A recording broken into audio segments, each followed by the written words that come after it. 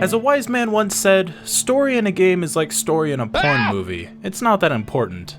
And then another wise man crawled out of Microsoft and said, no. Half-Life is arguably as important to the video game industry as Doom and Quake were, being the first FPS of its kind to not only have a narrative, but to take its narrative seriously with genuine execution. In an industry full of Doom guys, Rangers, Duke Nukems, and Blood guys, one theoretical physicist stood out and truly made his mark in the world of PC gaming. Now don't get me wrong, I love Doom and Quake, just look at my YouTube catalog, but Half-Life? That's a different beast entirely. The series has seen a bit of a long-awaited resurgence with the announcement of Half-Life Alyx, and at the time of this recording, all of the games are currently free to play on Steam to promote the long-awaited in-betweenquel. Even if you've never played Half-Life, I have no doubt that you've run into memes for the series. Half-Life 3 confirmed, Valve can't count to 3, and the list continues. But one common misconception I see about the series is that people tend to think that we want Half-Life 3 for the meme because it's trendy, or because we simply just like Half-Life 2 and think that it's time for another game. And while the last one isn't technically wrong, it goes much deeper than that. But to explain why, we're gonna have to jump back and take a look at where the series began, with the revolutionary and groundbreaking first-person shooter, 1998's Half-Life.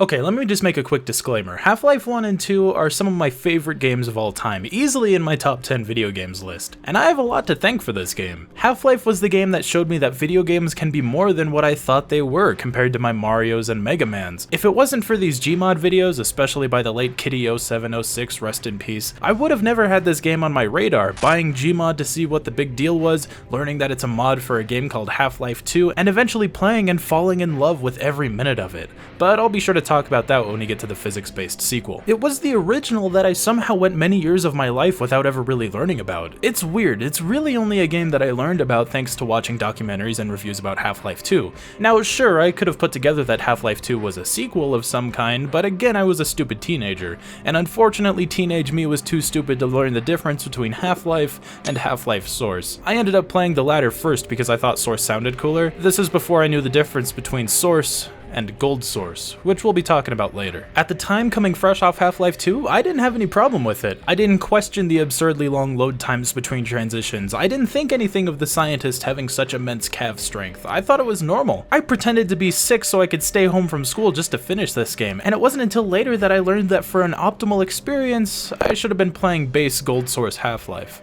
But enough about me. Take a seat, ladies and gentlemen, grab your popcorn, a cup of coffee, or a beverage of choice, and allow me to tell you the tale of everyone's favorite theoretical physicist. Well, Gordon Freeman. Our story begins in Washington, 1996.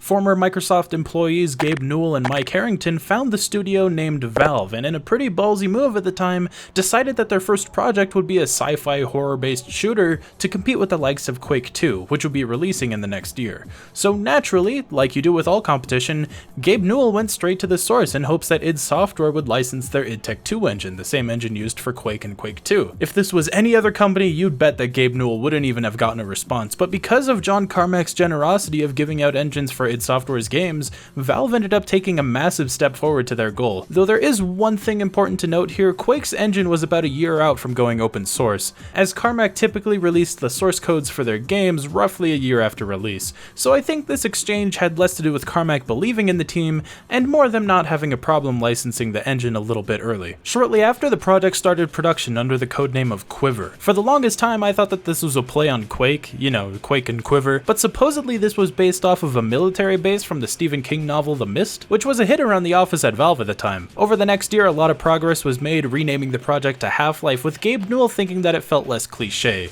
and adopted the Greek letter lambda as the game's logo, the letter being used to represent the decay constant in the Half-Life equation. I failed high school chemistry, I don't know what any of this means. PC Accelerator magazine went on to report that 70% of Quake's engine had been rewritten during the production of Half-Life, and it really shows. The engine was now able to handle complex lighting, complex scripted sequences, more sophisticated artificial intelligence, skeletal animations, and way more. While the engine didn't receive an official name during the time, being referred to as the Valve engine or the Half-Life engine, midway through production when experimenting with the engine, they did make some new tweaks to the engine while backing the engine up just in case. That old backed up engine was dubbed SRC, and the revised engine that was eventually used for Half-Life and its expansions was labeled GoldSRC, or GoldSRC for short. Not to be confused with Source though, spelled out in its entirety, that engine started in 2004.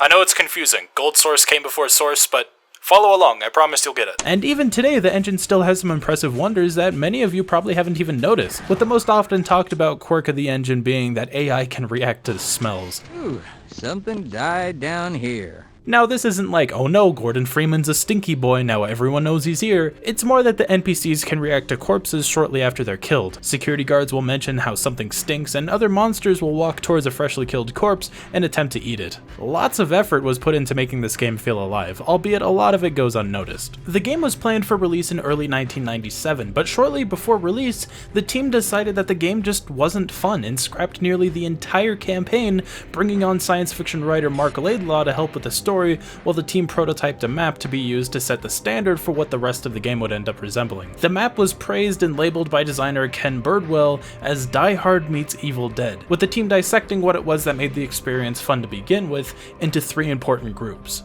1. Having the game respond to the player's actions. Triggers not based on a timer and whatnot that the player can easily miss by being in the wrong place at the wrong time. 2. Letting the levels be interactable by the players, whether it's buttons on an elevator, healing at a medical station, or levers for large industrial freezer doors. And 3. Making sure that the player is aware of nearby enemies, whether it's sound cues, scripted sequences, whatever it takes to get the player's attention to let them know that they need to be on edge so the player doesn't assume that they're the victim of a cheap death. And though it isn't 100% perfect, these 3 core design philosophies would be littered all around Half-Life's design. Plenty of characters were also redesigned as well, the scientists and security guards going from their rather cartoony and stylized designs to a much more reserved look. Our protagonist went from looking like a grizzled space biker to just your average Joe, and nearly a dozen fully modeled enemies were cut from the cast. Honestly, there was so much cut from Half-Life 1's cast of enemies and NPCs that I could do an entire video dedicated to it.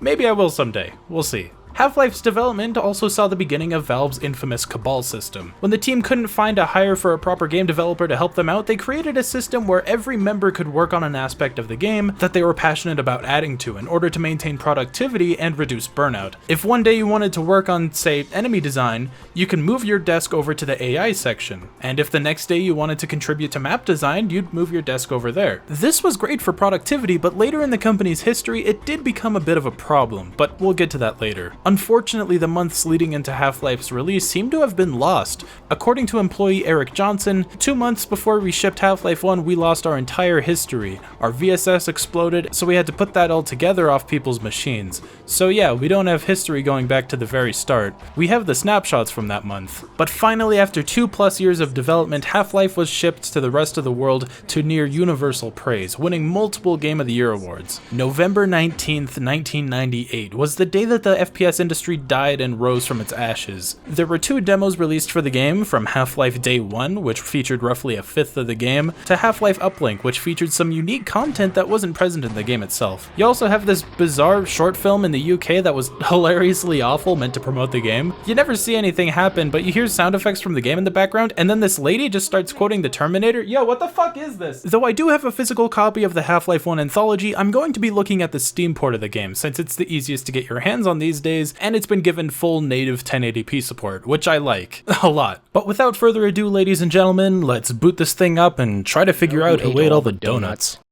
Before you start the game, I recommend starting up with the hazard course. Though I'm normally against the idea of dedicated tutorial areas like this, you should really check this out so that you can get the hang of crouch jumping. You see, when you jump and crouch in a Valve game, your head stays in the same spot, but your legs are pulled up towards your head, so you're able to reach ledges that at a glance look too high for you to be able to jump onto. Does it feel a bit wonky and awkward? Yeah, but eventually it'll become second nature. Aside from that, the hazard course is a decent introduction to many of the mechanics the game throws at you, from the gunplay to how often you'll have to dig yourself out of debris with a crowbar. And lastly, it gives you a taste of the environments, teasing how poorly maintained the Black Mesa facility is, all from the tutorial level. I also found out that I had the HD texture pack on for this. Don't use the HD texture pack, I'll just leave it at that until we talk about Half-Life Blue Shift. Half-Life begins with its classic and iconic tram segment. Put yourself into the shoes of someone who's only played Quake 1 and 2. It's amazing to see so much life put into such an old engine filled to the brim with scripted events, though it does show show us some unique NPCs that unfortunately we never get a clearer look at again. From this dope stag beetle looking robot to ultra zoom forklift guy. Bro, where are you even going? The facility is just so full of charm. The security guard tells us that we're late for work, and then his cloned brother is talking about losing his files from a system crash. It's a nice change of pace from all the high octane FPSs I've been playing. It's so grounded and down to earth that it feels like a living, breathing environment. Everyone has something to say, even if it's just, "Please, leave me alone until after the experiment." You could fuck with their computers, you could fuck with their casseroles, fuck with, well, yeah, you can bother a lot of people in this game. And I love the simple yet complex layout of the place. You could take all of the time you want just exploring the open parts of the facility, or just rush over and get your HEV suit. You can approach this however you like. Ah, the HEV suit. A theoretical physicist's shining armor. I love it. The voice, the beeps and boops. It really gives this game a feel that I can't exactly put into words, but I love it. The suit will audibly tell you how much armor you're picking up, which I actually really appreciate, especially when I'm in the heat of combat and I can't check my health and armor at the moment.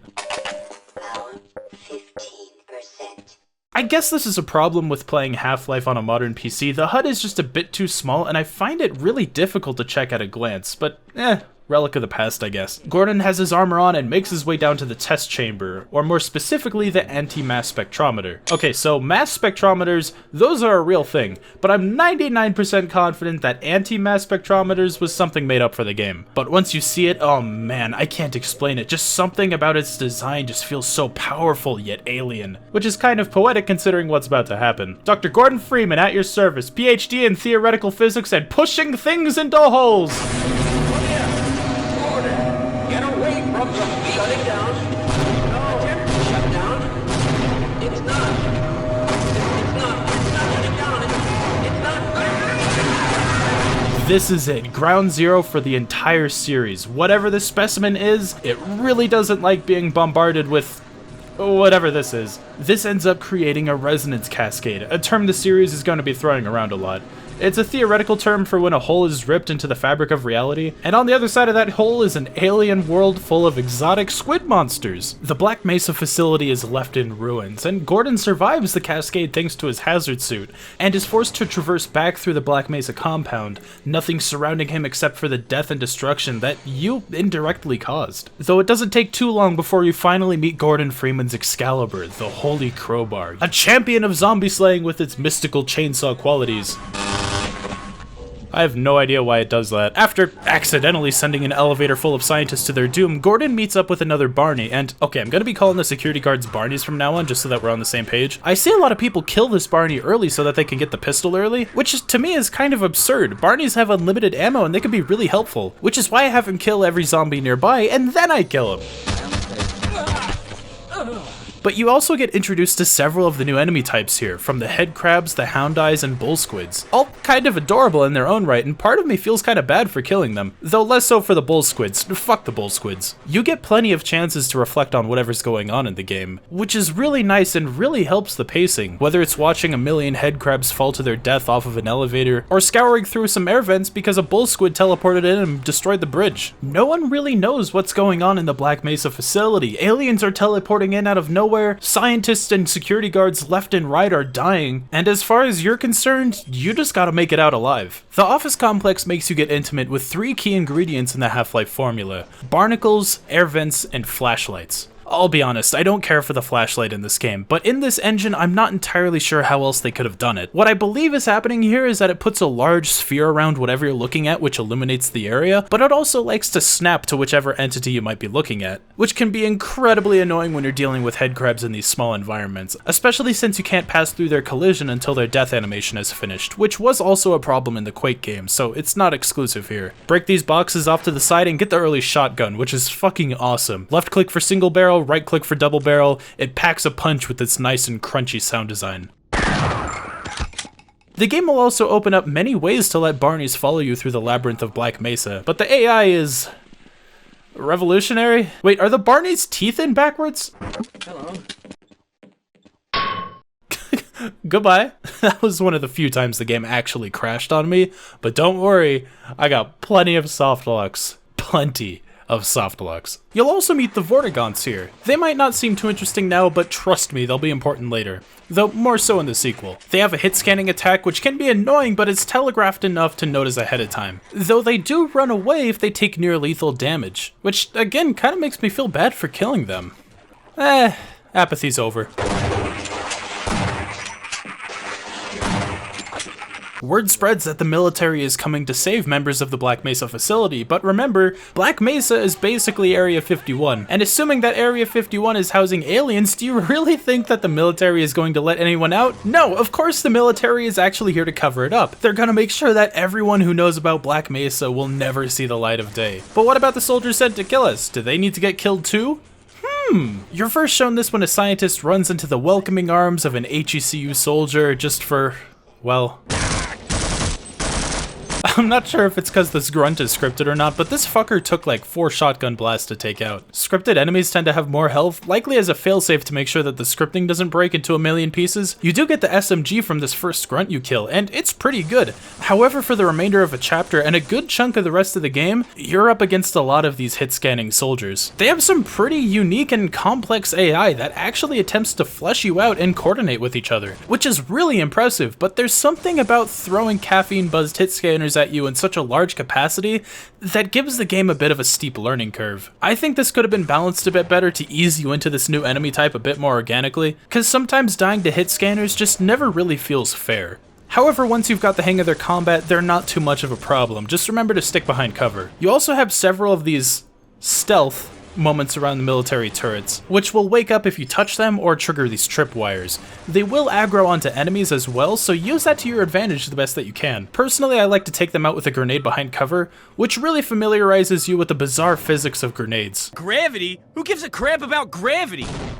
Ah, Blast Pit. One of the most iconic chapters in the game. Why is it iconic?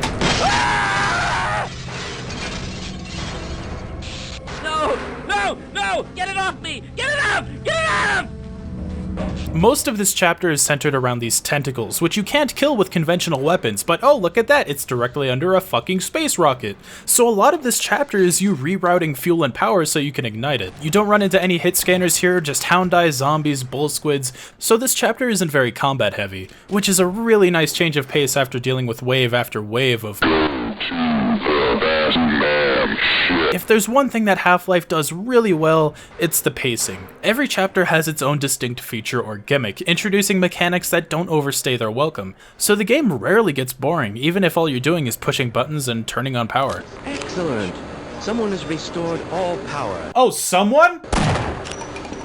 Alright, you can kill scientists in this game. I don't really like to play this way because I often get immersed in the world and realistically I wouldn't want to kill someone just for being in my way, but the fact it's implemented so you can play how you want is pretty neat. But hear me out, I don't think that this was implemented so that you could live out your fantasy as a benevolent crowbar god. I think that this is to make sure the player is more careful in combat so that they don't accidentally kill these guys. But at the same time, there's no consequence for doing so to most of them. There are select NPCs that are essential, and if you kill them, the game forces a game over to prevent you from soft-locking. Though soft-locking does still happen time to time, especially if you have low health. Like, look at this fall. You can't survive this if you have low health. You need to land right on this med pack here. I appreciate the crutch just in case you have low health, but this just feels kind of lazy. I don't like navigating around these tentacles. I've been told that this is supposed to be stealth related, and I'm sure it is, but this fucker's pattern seems to be completely random sometimes. He's attracted to sound, which is nice because they give you a fuck ton of grenades to use, but there's plenty of times where I'm just stealthing around and he just love taps me on the head.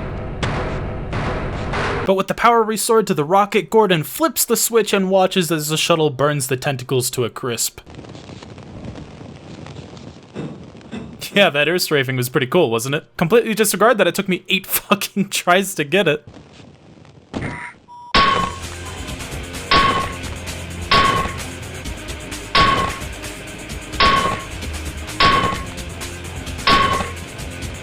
Once descended deeper into the bowels of Black Mesa, we...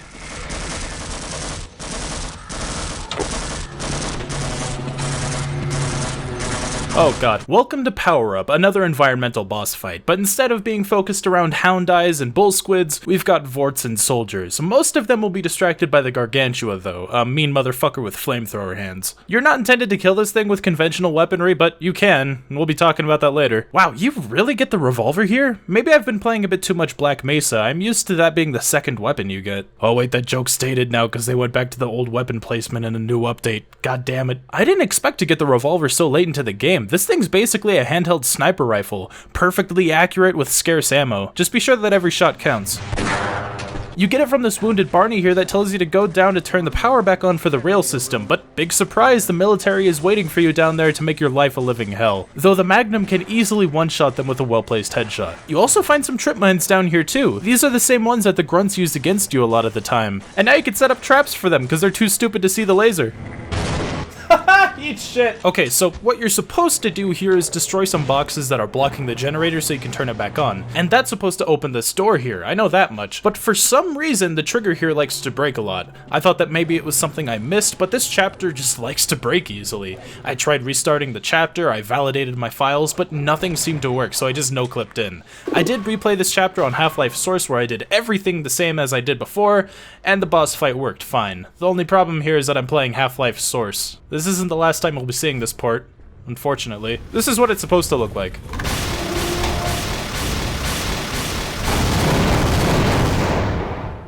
Oh, that's cool. With the Gargantua destroyed and the power back on, we use this little tram here to get down to the abandoned railways, where Barney tells us that the Lambda team wants us to reactivate a satellite rocket that the military shut down. We're not told why though. What are they, the Illuminati? Honor Rail is possibly my least favorite chapter in the game. It's slow, it's repetitive, and I'm just spoiled by Black Mesa, which cut down a lot of filler in this chapter. You're constantly using these carts, so you shoot signs to swap the path, which seems really impractical as a mechanical design, often being stopped by soldiers who just really want your head. Though a nice silver lining here is that we do get a clearer look into the soldiers' minds, finding out why they're taking this operation so personally against you. You're killing all their friends. But also that they weren't really told what's going on here, which again makes sense because Black Mesa is basically Area 50-fucking-1. You could spend upwards of an hour just trying to make your way up to the mission control room and launch the rocket, blasting away any soldier or Vortigon you see. It's not a favorite. I think this chapter kind of hurts the pacing of the game a bit. Apprehension is very much a reflection chapter. There's not a lot of combat and most of it is to break up the pacing a bit. Most of the action is in the intro to this chapter where this industrial cart malfunctions and you get shot at underwater. Though some of the combat here is... Jesus! A scientist tells us that there's a tranquilizer in the cage that we could use to stop this thing, but of course the shark cage malfunctions and... Oh god, that's actually terrifying! I think there's something wrong with its AI that's making it bug out, but that genuinely spooked me for a moment. Also, man, what is with the voice acting in this game? It's decent in some parts, often coming off as so bad it's good. For God's sake, open the silo door! They're coming for us! It's our only way out! Oh my God, we're doomed! But some of the lines sounds like it was their first take on the line and forced them to record it at 6 in the morning. There's a tranquilizer gun in the shark cage. Ah, the tranquilizer crossbow. This thing is sweet. It can one-shot most enemies in the game, though because there's no way to distinguish lethal and non-lethal attacks, it comes off as the most terrifying tranquilizer dart in the history of man. Gordon Freeman, it is you, isn't it? The science team has been tracking your progress with your Black Mesa security system. Unfortunately, so is the military. That suit of yours is full of tracking devices. Oh, okay, my suit's full of trackers. I guess that's why the military keeps showing up at the most coincidental times. You know what? That's actually a good explanation. I'll give them that. Freeman, right? I've got a message for you. Make sure you don't... Oh god, not the assassins. Anything but the assassins. They're so fucking annoying. Often hiding out of sight, and when you spot them, they just go run and hide. You only encounter them a couple times in the game, thank god. But when they do show up, they're really going to test your patience. Someone please just put me out of my misery.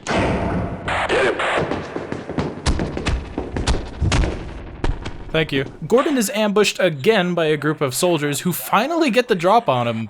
somehow. And since they took it personally that we're killing all of their friends, they decide to get some cold hard revenge, stripping Gordon of all of his weapons and dropping him into an industrial crusher. He conveniently regains consciousness just before turning into a Gordon sandwich. You've got plenty of time to escape the crusher, but you've lost all of your weapons. I see this as the start of a new episode, like you would in Doom or Quake. Something that really helps out the pacing, restarting your combat effectiveness to near zero, and having a fresh new go with it. Residue processing. It's not the worst chapter in the game, but it's up there.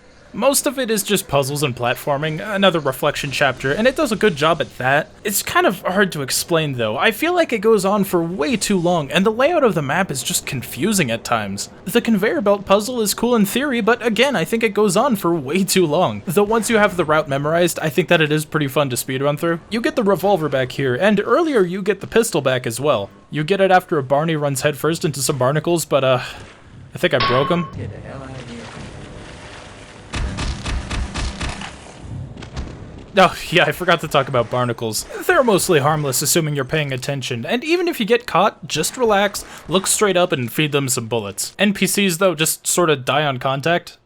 Okay, somehow Gordon ends up at the Advanced Biological Research Lab. Wait a second, are those kennels? Are we really keeping aliens as pets now? How long was I asleep for? Oh god, what the fuck is... Oh god! Questionable Ethics is a really fun chapter, assuming you can get it to work out. You learn that the Black Mesa facilities has been doing experiments on a lot of these aliens, keeping them in cages and kennels, and creating machines that just turn them into giblets. You get most of your arsenal back in this chapter, including a few extra goodies. The snarks are fun, but I rarely use them. They run around dealing damage and distracting enemies, but they also will aggro onto you if you're not careful. So just be sure to use them when there's enough enemies for them to target. Go get him, buddy. Hear chaos ensue. It makes me think. Don't let it overcharge. What do you mean, overcharge? Ah, the Tau Cannon. Now it's getting interesting. I've really underappreciated this weapon for most of my life. This thing is basically the plasma rifle from Doom or the Hyper Blaster from Quake 2, but boasting an old fire that lets it charge like a goddamn Mega Buster. This thing is super powerful, but because of how scarce the ammo is, I find myself hoarding it and sometimes forgetting I even have it. But damn, this thing is powerful enough to take down helicopters and passes through armor. Don't fuck with this thing. The military and the aliens are in a full-on war with each other, often being overpowered by the alien grunts, with the military setting up bullshit minefields and snipers all over the place. Snipers need to be taken out with explosives. Just tossing a grenade into their hidey hole is usually enough to take them out. Fuck the mine sections. I don't care. I'm gonna abuse quick saves here. It's bullshit that you can't see where the mines are, and you have to rely on memory. Thankfully, this area doesn't last too long, though. But oh man, afterwards you gotta pull full spy action hero and go through some laser mines. You can't blow any of these up because they're all rigged to this nuke here. Like, what was the military even thinking? Like, oh yeah, that room with the nuke, you know what would be really cool? Is if we rigged it with explosives. Fucking grade A plan. One wrong move and the facility turns into a massive crater.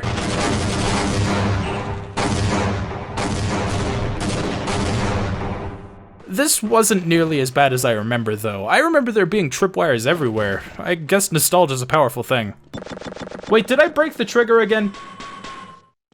Oh, now you work, you sack of shit. Have you ever wanted to weaponize a beehive? Well, now you can. The same weapons those grunts have been using on you is now in your possession. It homes in on targets, and its ammo recharges, meaning you never have to reload the damn thing. It's pretty weak, but I think that's fair for having unlimited homing ammo. It's great for camping behind cover from grunts that are giving you a hard time. And from this point on, it's my preferred weapon for enemies like headcrabs and barnacles. Surface tension involves a lot of environmental puzzle solving, and it's pretty fucking awesome now. But as a kid, I was way too stupid to figure a lot of this out. Use the turret to blow this wall open, use this other turret to break this other wall open, and then have a fucking rocket launcher duel with a helicopter. Fucking awesome.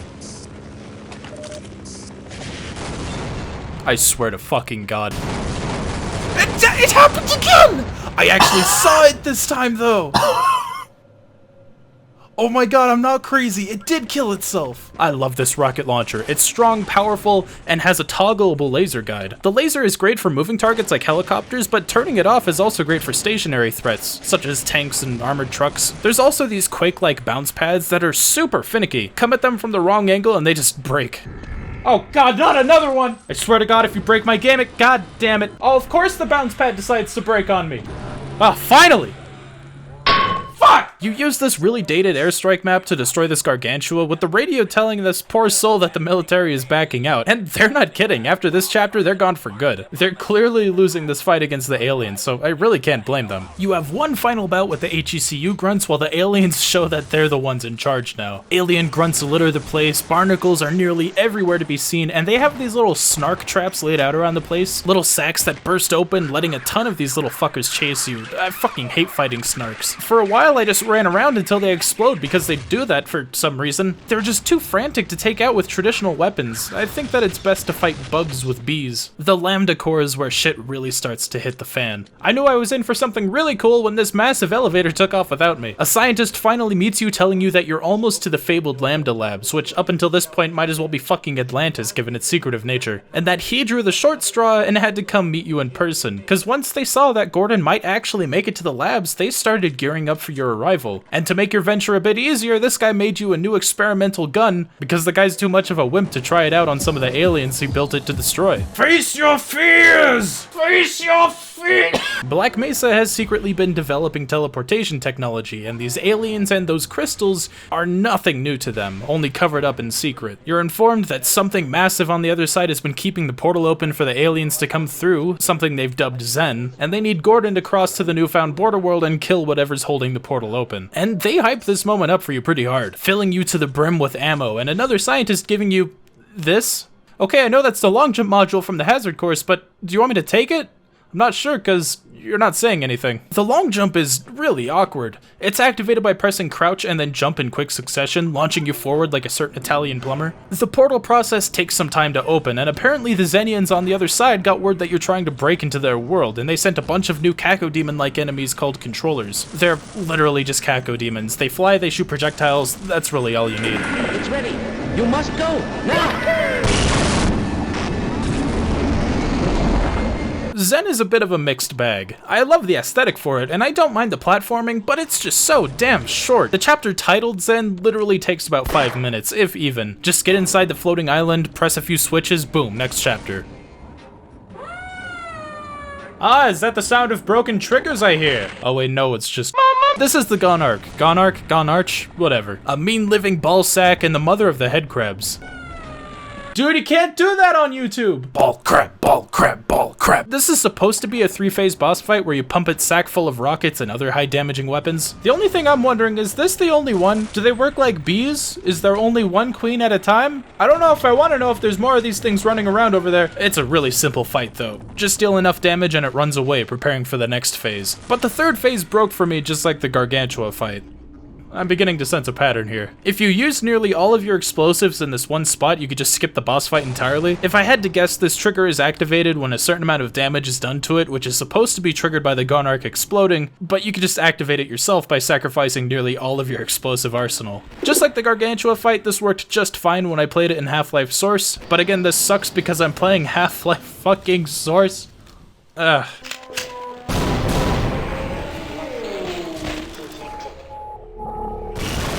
A highlight of Zen for me was Interloper. Not this bit with the sphincters that launch you out of them, assuming they even work. And when they do work, more often than not, you're gonna plummet to your death because there's still fall damage in this low gravity section. Great. But you get this really cool stealth segment with another Gargantua that doesn't soft lock your game. Just hide in these crevices until it leaves, turn these guards around with an explosion. It's fun stuff. I actually learned about this from Marfitimus Blackimus's channel. He does these really cool deep dives into Half-Life's game design that you probably didn't know about. It's worth a watch if you're curious. The factory kind of brings Interloper to a crawl though. The Vorts don't attack you, which is some pretty cool world building. This platforming puzzle can really suck it though. Combined with Zen's low gravity and these controllers screaming at you the whole time, it's a mess. There's this really beautiful room right before the final boss though, a pitch black skybox with this super sinister portal at the end. The closer you get to it, you hear scientists from earlier in the game. It really makes you wonder how long Black Mesa has been meddling in this border world. Or perhaps the other way around?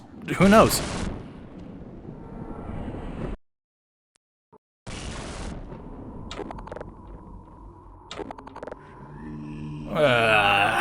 The Nihilants.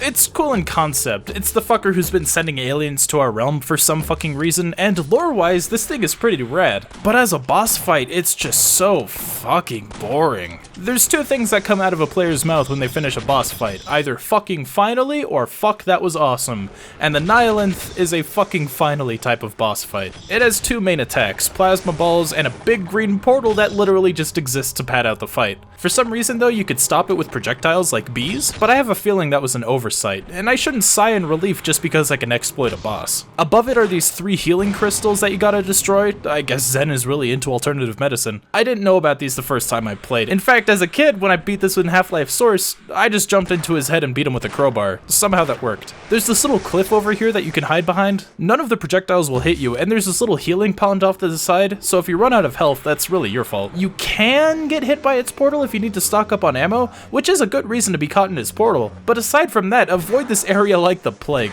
You could barely see the platforms, and the controllers at the top are really ear-grating. Once this giant baby's taken enough damage, the folds at the top of its heads will open, exposing the juicy center. I couldn't really find out if I was doing sufficient damage to it, but I finally got it after flicking some grenades into its brain. Just sit back and enjoy the light show, fellas. Oh no, you will not kill me during the ending! Oh hey G-Man, this is normally where I'd explain what this guy is, but honestly, this guy's a fucking enigma. Search G-Man online and I promise you'll find a million forums and videos just theorizing on who the fuck this guy's supposed to be. Little is known about him, and that's fucking awesome. He's been watching over you throughout the course of the entire game, all the way from the beginning tram segment. And now with the Nihilanth destroyed, the border world is now under his employer's control. After a rather trippy ending sequence, we end up right back where we started on that old Black Mesa tram, where the G-Man offers us a partnership, step through the portal and become business associates, or sit in the train and accept a challenge that you have no chance of winning. It's time to choose. Well, it looks like we won't be working together. No regrets, Mr. Freeman. Wait, that's it? I could totally take those guys. Wait, what are those sprites over there? Gabe? Gabe! Both endings are pretty short and kind of satisfying in a way. The ending where you accept his offer is the canon ending, by the way, just in case you care about that sort of thing, leading directly into the events of Half-Life 2, but again, we'll talk about that later. Wisely done, Mr. Freeman. I will see you up ahead. Personally, I would have loved a bit more mindfuckery, really hammer home that this guy is some kind of deity or demigod or something that just shifts time and space between his foreskin or something, but this is probably the best way he could have handled it with the engine at the time. I like this ending. There's something so cool and mysterious about it, and if you were a kid playing this in the late 90s before Half-Life 2 came out, your imagination could really go ballistic with creative ideas of where Gordon Freeman would end up. Honestly, this game just mesmerizes me to this day. It's not perfect, of course. It has a lot of problems, from bugs to broken triggers to just questionable level design, but the rest of the adventure just makes up for it. For the sake of recording and writing notes, I had to force myself to stop playing the game just so I could jot down notes, and after then I immediately started up a new game just so that I could play the game without feeling the need to report on it, aside from simple keynotes. Well, yes, I did start with Half-Life 2, and I do still consider it the superior game, which again is subject to change once I review it. I still can barely fathom how amazing this game is. Mechanics rarely overstay their welcome, the combat is constantly flowing and evolving all the way to the final chapters of the game. The narrative is just so engaging and well written, and doesn't feel like it's solely made to patch the combat sections of the game together. The combat is so much more than combat that just feels good. It matters to the story and the context of Gordon Freeman and his venture to get out alive and uncovering a deep conspiracy. Though yes, this game is an FPS first and a story second, the action never gets in the way of the narrative, and vice versa. And it's only helped by the game's streamlined weapon system. Half-Life's weapon wheel, if you can call it that, is one of the best in the industry. You know how in Doom 2, how pressing 3 on your keyboard would pull out the shotgun but also swap between the super shotgun? Half-Life expands on that idea tenfold with 5 weapon categories. 1 is your melee, which is just your crowbar, but 2 is your handguns, like the Glock and revolver, 3 is your more active combat sort of weapons, like the SMG, shotgun, and crossbow, 4 is your more intense and novelty weapons, like the rocket launcher and Tau cannon, and 5 is your throwables, like grenades and snarks. Just tap 3 twice to pull up the shotgun and left click to select it. It's fast and convenient. I understand that people would just like to press a button and pull out the weapon they want, but but honestly, I'd rather just tap 3 twice on my keyboard, which is already in reach of my left hand over WASD, instead of contorting my hand to reach the 7 key and lose control over my character for a moment. I'd love to see more games adopt this style of weapon switching. Each of the weapons, like Doom and Quake, are tools meant to be used for a specific situation, and though there's some harmless overlap like the shotgun and SMG, I don't think that there's quite enough to warrant such a large arsenal with so many novelty weapons. Sure, they're a lot of fun, but I think Half-Life 2 did the right thing by simplifying the arsenal down at the cost of some cool experimental weapons. And oh man, the sound design. It all has this charming yet consistent style to it. Yes, it is a bit cartoony in some places,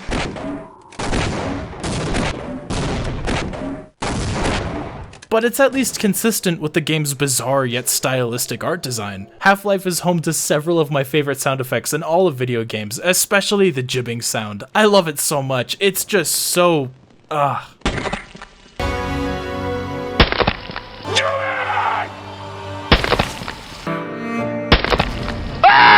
The soundtrack isn't the most amazing thing ever, mostly because, well, there isn't really much of a soundtrack to begin with. It's not like ambience. I mean that 90% of the game is completely lacking in music, where the environment is creating your background noise. The music that is there, though, is pretty fucking solid and does a great job at setting the tone, like pumping you up or invoking a sense of dread. I'll never forget the first time I heard Nuclear Emissions Jam, a song so great they brought it back for the sequel and didn't change a damn thing about it.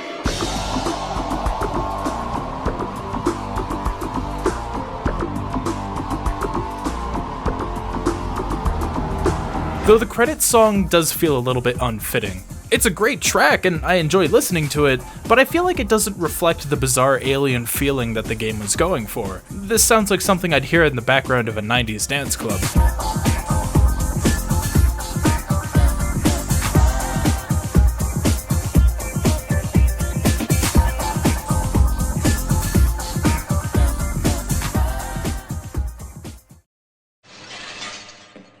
With my brains and your drawing more routines.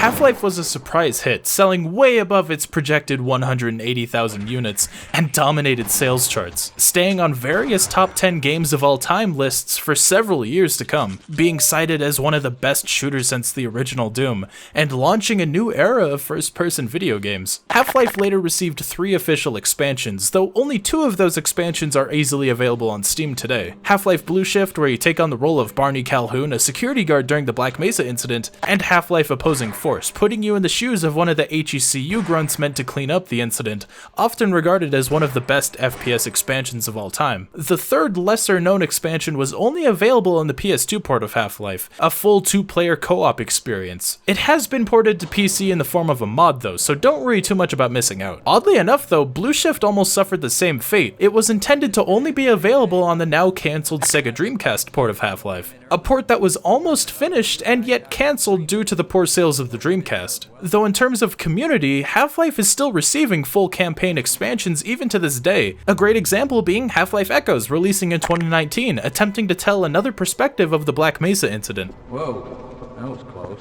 Half-Life went on to spawn several well-known franchises from its DNA, such as Half-Life Counter-Strike, later renamed to simply Counter-Strike, and Team Fortress. You might know that Team Fortress started as a Quake multiplayer mod? Well, after the release of Half-Life 1, Valve hired the original team who made the mod and ported it to their GoldSRC engine, launching it into the timeless yet neglected franchise we know today. And hell, at the time of recording this, Half-Life 1 is still receiving plenty of love today, especially in the form of Black Mesa Source, running off of Half-Life 2's Source engine, a full ground-up remake of the first game, and is nearing a 1.0 release. I played the beta for this all the way back in 2012, and it's amazing to see how far it's come, and I cannot wait to play the finished build. Half-Life did receive its own official Source engine buff, though it was just a simple port to the Source engine, and that was it. I honestly can't believe this is the same price as the base game. Half-Life Source is just such a terrible port. The flashlight actually feels like a flashlight, and the crowbar has double damage, meaning it can one-shot headcrabs, which is great, story, but aside from that, it's just some really terrible weapon changes and completely broken AI. Again, this is the way that I first played Half-Life. I didn't know the difference between Half-Life and Half-Life Source, and I don't know how I beat this as a kid. The load times are just atrocious, especially with these smaller maps. The MP5 has this absurd reverse recoil, and so many of the triggers are just broken. I know I needed this port to fix some of the broken triggers in the base game, but the cons here severely outweigh the pros.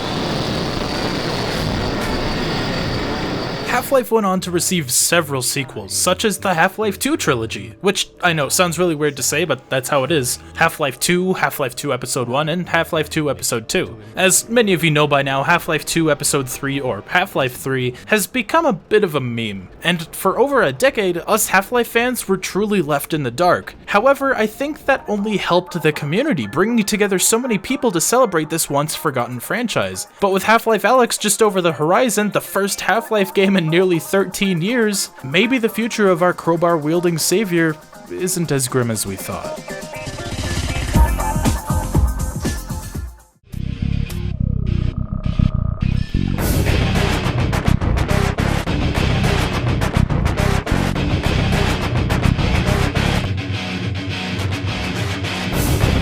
Whoa, what's this, Mr. Trav guy? Reviewing Blue Shift before Opposing Force? You know this came out after the latter, right? Normally I'd be reviewing games in a franchise in their release order to maintain continuity between them, but for many reasons I'll shortly explain, I don't completely feel that way regarding Half-Life 1's expansions, given that they all take place roughly at the same time, telling different sides of the same story, and also when I was younger, I played Blue Shift before I played Opposing Force, and that really shaped my opinion of these games, so that's just how I'm going to be handling these two, plus Decay whenever I get to that one. Yeah, despite Blue Shift being slated for release in mid-2000s and delayed till 2001, 2 years after the release of Gearbox's first Half-Life expansion, Blue Shift lacks Opposing Force's brand new alien faction, weapons, enemies, and even NPCs. While this could have been an opportunity to flesh out the Half-Life universe a bit more, introducing the Race X aliens into Barney's campaign, many failed to realize that this was intended to be a console-exclusive experience for the Dreamcast port of Half-Life, which Gearbox wasn't fully involved in. The cancelled Dreamcast port was developed by Captivation Digital Laboratories, with Gearbox hired to work on the console-exclusive secondary campaign, but could only work with the content Captivation Digital had already ported over, meaning none of the Half-Life Opposing Force content. The few brand new assets made for BS were either static models, NPC model swaps, or inanimate idle poses. What is that? This story of console exclusivity might sound familiar to those of you aware with the officially PS2 exclusive expansion Half-Life Decay. If it weren't for the poor sales of the Dreamcast leading to the port being cancelled, Blue Shift would have likely suffered the same console-bound fate as Decay. Which makes me wonder, would Half-Life Blue Shift have received more positive feedback if it were ported to PC as a mod in the same manner as Half-Life Decay? We'll never know. Yeah, this expansion didn't receive the best reviews, often slammed for its unoriginality or simply feeling like extra levels of the base game, likely due to the high bar that Opposing Force raised at the time. The expansion began production under the title of Guard Duty, and these early trailers for the game suggest that the flashlight was going to be a standalone item, and this is 3 years before Doom 3 hit shelves. Doom 3 already feels like discount Half-Life. Could you imagine if they ripped the flashlight off from this game as well? I wonder if those boys could have made a bigger mess. Though with its release on PC in 2001 came the official Half-Life HD pack, intended to come with the Dreamcast port, though later becoming compatible with Half-Life, its 2 PC expansions, and even Team Fortress Classic. The pack also changed around some of the weapons, replacing the Glock with a Beretta, the Colt Python with a Colt Anaconda, and an MP5 with an M4, each with new sounds and muzzle flash sprites to accommodate for the changes, and I'm personally not a fan. The higher poly count of the NPCs drives them deeper into the uncanny valley for me, and the updated weapon sounds sound like they're severely compensating for something. Maybe I'm the only one that feels this way, but what made the first Half-Life make such an impact on me was the feeling that Gordon Freeman was an underdog barely scraping by with his life, scavenging for weapons and utilizing whatever he can to get out of Black Mesa, and I always felt that the dinky MP5 and relatively weaker presentation of the shotgun was a way of symbolizing the desperation of Gordon's predicament, a single man versus the universe, and replacing them with bigger and louder weapons kinda takes away from that feeling for me. Again, I haven't heard many others share this sentiment sentiment before, so it could just be my own personal opinion. Half-Life Blue Shift stars Barney Calhoun, a name you might recognize if you've played Half-Life 2 recently, and though I personally believe these two to be the same character, the canonicity of this has been called into question. It's me, Gordon, Barney from Black Mesa. As it stands, it's a canon until otherwise proven sort of deal, with series writer Mark Laidlaw unable to give a concrete answer on whether these two are the same characters or not. But regardless, this tells the story of Barney's escape from Black Mesa after the Resonance Cascade sealed Earth's fate for the foreseeable future. And like many Half-Life games, our story begins on a train.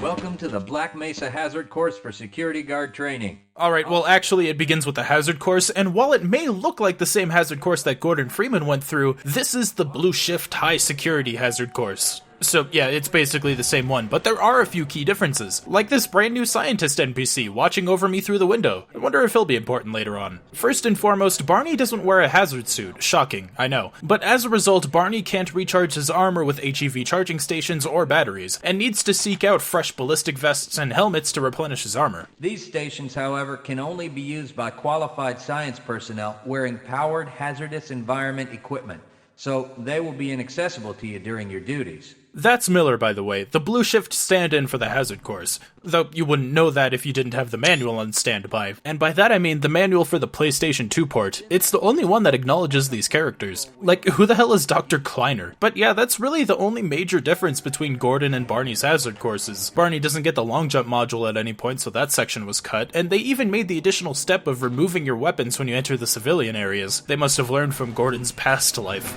Congratulations on completing the Black Mesa Hazard Course for Security Guards. You're now certified to join the Blue Shift High Security Unit. Good morning, and welcome to the Black Mesa Transit System. Ah, there's the train. And hey, this one begins outside of the facility, making these 2 minutes at the beginning of the station canonically the earliest playable moments in the series. That's kinda sad. It's neat seeing these newer parts of the Black Mesa facility. Remember, these scientists and likely most of the security staff all live here, so it's cool seeing how some of them spend their free time in the cafeteria or playing Prax Wars when they're off duty. Hey, Calhoun. Looks like we're in for a long day today. Have a good one, Calhoun. That's Otis, a brand new security guard variant introduced technically in Half-Life Opposing Force, but doesn't really offer much in terms of character. He's usually just there to be the butt of the joke. Look at the fat man try to eat the donut at the shooting range. Haha, yes, we at Gearbox are so funny. Yeah, his name is also a reference to the Andy Griffith Show, much like Barney, but that's about where the noteworthy moments end for the guy. Suck in the tummy! Low priority, personal safety? I thought this was Black Mesa, not Amazon Warehouse. Oh shit. Hold on a minute. The door's not responding to your pass ID. Let me see if I can get it open on this side. No, wait, hurry up! The Gordon is coming! Wait, is that a different model that I saw get on the train earlier? Sorry about that, Calhoun. We've been having problems all over the facility this morning. System crashes, security malfunctions. It's a wonder this whole place hasn't shut down yet. I'm getting deja vu here. You know, in Half-Life 1, it was a powerful feeling when you put on the HEV suit for the first time. The suspense of releasing it from its charging station and the music getting you all pumped up to push some crystals. Meanwhile, with Barney... I got dressed today! Oh, now what? Looks like some people are having problems with the main access lift in Sector G. Why don't you go over there and see what you... Oh god, they've already gotten to him. See what? Just be sure to get your Black Mesa assigned sidearm before you go on duty. I know you're not on the schedule for a couple more days, but if you want to squeeze in a few shots in the range, there's plenty of room. Oh, I will gladly go squeeze in a few shots. If by that you mean steal everyone's rounds while they're not using them for the inevitable alien invasion. Have you seen the books in my locker? I've been prepared for this. If I'm not able to get my report to the administrator in the next hour, then my job will be in serious jeopardy, and I'll make sure that mine is not the only one. Man, these scientists are assholes. I already kinda got that vibe from Half-Life 1, but seeing how they treat the team that's supposed to protect them? Shouldn't you be guarding some donuts and coffee right about now? Shit, are you really gonna let him talk to you like that, my guy? Ah, who is that familiar-looking scientist? Aw, man, you cut the ponytail. Oh shit, that's the lady from the hazard course. Wait, she's every bit as guilty as Gordon is in what's about to take place. I wonder when she'll get her game. Hey, is this the tram to Sector G? If you're waiting for the tram to Sector G, then you're probably better off walking it. I overheard someone say that all the trams on this end of the facility are having problems. God damn it! Whoa, looks like someone had one too many headcrab jambalayas. Well, despite being treated like shit, work is work. And Barney, finally arriving at the elevator that he's supposed to fix, becomes victim to the unthinkable, yet totally predictable because we know exactly what's about to happen.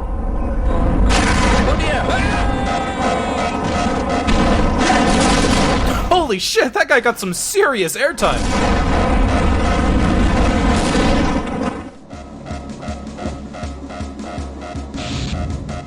Come on, Barney. We've got work to do. Come here! You've got something in your eye! Interesting that your first enemies are hound eyes. They're definitely not the most dangerous enemies in the game, and since they are the first Zen aliens Gordon came across where he's intended to get the pistol, I suppose it makes sense for these to be the first aliens Barney encounters. Barney comes across a scientist hiding in the vents who suggests that they were going to escape by taking a route through the canals. But also, I think they're trying to kill us all. Wait, they? You don't mean the HECU, right? They're not supposed to be here yet. Wait, how long was I knocked out for? If you do make it to the surface, don't tell anyone I'm down here. Oh, don't worry. I will. Thank you for your helmet, sir. Now stand back while I solve this very complicated puzzle of moving two elevators back and forth. I'm a fucking genius. Ooh, is that a slightly larger high-definition shotgun I see? Holy shit, the HD shotgun is loud. Sounds like the audio file for it is peaking as well. I'm no weapon expert, but if their plan was to blow out my ears while using the shotgun in a tight area, then yeah, I guess they did a good job. Oh shit, dude, you okay over there? What the hell? They didn't even rip you apart! Did you fall down on purpose? I actually really like that the HD pack adds these little green highlights to the zombies. It's much easier to tell that they're wearing science team uniforms as well. It might be the best looking models in the HD pack in my opinion. The bull squids, however, they don't look too different, but I think they've been given unique animations along with their HD models, where I can tell by their audio cue that they're down for the count, but their new death animations are much longer. And if it weren't for me waiting for the cooldown on the double barrel to finish, I probably would have wasted more ammo on these guys. Then again, the game is pretty generous with its ammo, and this might have only been a problem if I was playing on hard mode where the enemy's health bars are doubled. Yeah, I'm not a fan at this attempt at difficulty. It just feels kinda lazy, like they swapped around some numbers and called it a day. I don't remember if I talked about this in the last video, so you get to hear it again if I did. It's not long before Barney is faced with the first real puzzle of the expansion. The goal is to destroy an oversized garbage disposal with a crate of explosives. The elevator carrying said explosives can only be called from a control room beyond these pipes spewing hot steam, which I don't think are able to be turned off even with... So unless I'm doing something wrong, you'll need to tank a bit of damage. But prior to this, you need to make sure you visit the nearby room where you got the shotgun to turn the elevators back on so you can use the service elevator near said garbage disposal. But I was too stupid to process what I was supposed to do, and... probably for the best that didn't go off right as I shot it, but then...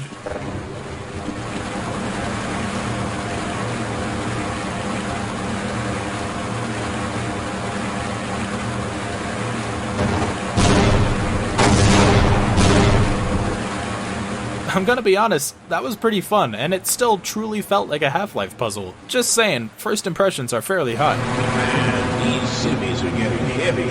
Hey, be nice to Otis. Yeah, why are we on disposal duty anyway? Just because Shephard's team didn't make it, we have to do the crap jobs?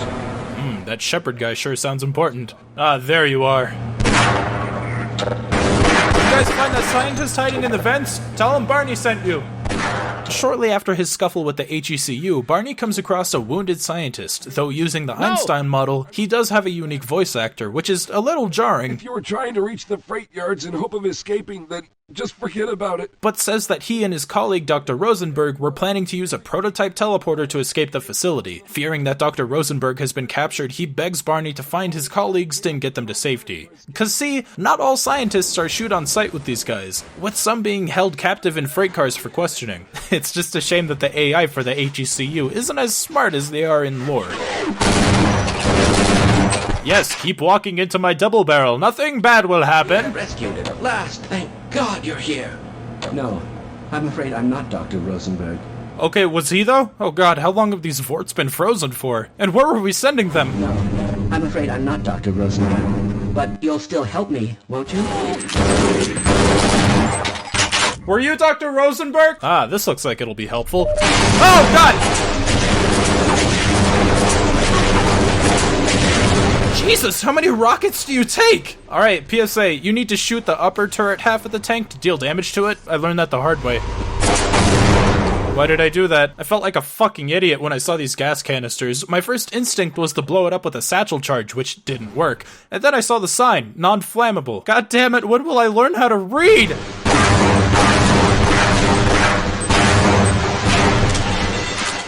Hey, so there's the scientist in the vent. Hello! I'm in here! Ah, unique voice actor. That must be Dr. Rosenberg. You're good. You're good. You're not good! You're not good! Yes, I'm Dr. Rosenberg. Although I'm not very proud to admit it, seeing as though I'm partially responsible for all of this. Ah, so you're Dr. Rosenberg. I remember you from the Blue Shift Hazard course. So Barney and Rosenberg get captured by the HECU, but Science Lad here comes up with an ingenious way to give us the upper hand against these soldiers. Let's try this. Brilliant! Make no mistake, there's an invisible platform under his model. I learned that when I fell back into the cart and had to jump back out. Damn, that is some good thigh strength, Doctor. Alright, I think I managed to backtrack to where the game wants me to go, but I can't help but feel like I'm missing something. Alright, Dr. Rosenberg! Wow, his AI seems to sure know where it wants to go. Probably good that I cleared out all the soldiers in the way. Wait, let's what? Hey, where are you going? Let's hurry. There's no time to waste. Oh, I get it. His AI breaks and he quotes Superman 64? Oh god, it's making too much sense now. There's no time to waste. It turns out that the seemingly inconspicuous wall we passed by earlier is the boarded up entrance to the old Black Mesa prototype labs. Which makes me wonder, was the boarding put up to prevent the HECU from finding it while the scientists worked down there in secret to escape? Or have members of the science team been working down there this whole time? If I had to guess, it's likely the former. But I have a feeling that Dr. Rosenberg is going to regret not putting up something to hide this entrance from the HECU later on, given that I destroyed it and exposed it! Well, I hope the old security system is still active. With any luck, my fingerprint ID is still valid and on file. Wait, a hand scanner? How ancient is this? Oh! Holy shit, it really is old Black Mesa. Man, it's just like when you find old Aperture in Portal 2. This is so cool. And yeah, that really is just an older, smaller version of the portal the Lambda team has been using to travel to Zen. I know some folks might find it a bit boring, but I even love seeing Dr. Rosenberg interacting with the environment to activate the portal. It makes the labs feel so much more alive at the cost of some patience for the player. Alright, so if I've got this right, then teleportation, as Rosenberg puts it, isn't the same as opening a hole from point A to point B, and that all teleportation is done by routing the subject through Zen, the border world. And the team had managed to achieve this by harnessing energy from some of Zen's crystals. But without the machinery on the other side, there's no way to set a destination locally on Earth, and all outgoing portals will simply drop you into Zen. So Barney, being the most equipped and experienced person here, is sent to reactivate the equipment on the border world and set a destination for the portal, allowing them to escape. Which he does in a really underwhelming Zen segment. I've heard some say that they prefer this to the Zen segment in the original game, but if I'm being honest, I think that this is even worse. I don't like the cave maze, I don't like the platforming segments. I did like the scuffle by the massive Zen crystal, that was fun, but the segment only lasts a few minutes in an otherwise 20-minute section. That is, if you fight back, you could just run past it, completely nullifying it. And in this short of a campaign, those 20 minutes is a good chunk of the game. Also, how funny is it that Gordon is sent to Zen to take out a massive super psychic space baby that's holding the dimensional rip open with nothing but raw power? But Barney, nah, he's on IT duty. Ah, get fucked. The portal has been successfully realigned, but at a cost. The team has just enough power to send Barney to and from the border world, so once again being the most capable person in the room to handle it, Barney is sent back into the bowels of Black Mesa to retrieve and recharge a battery to power the portal, and send it back up to the science team. Here we are. Down below are the old power generators that were used to service this lab.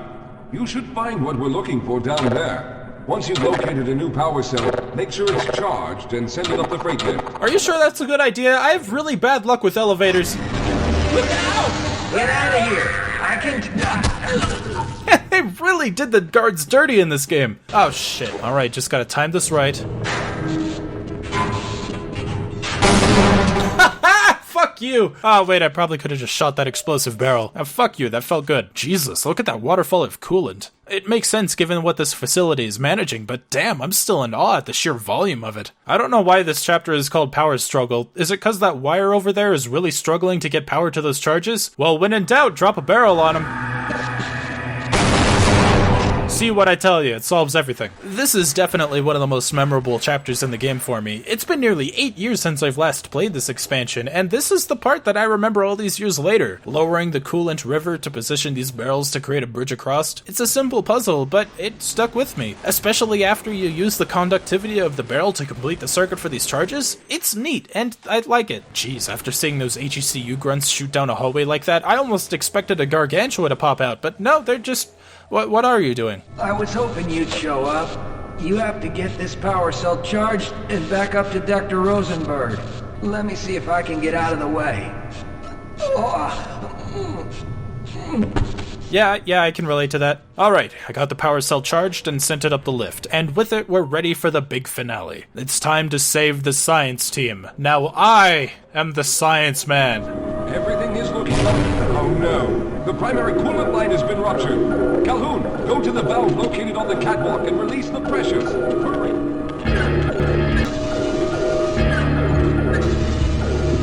Good. Now keep turning the crank until the pressure is normal. Ah shit, Doc, we got a breach.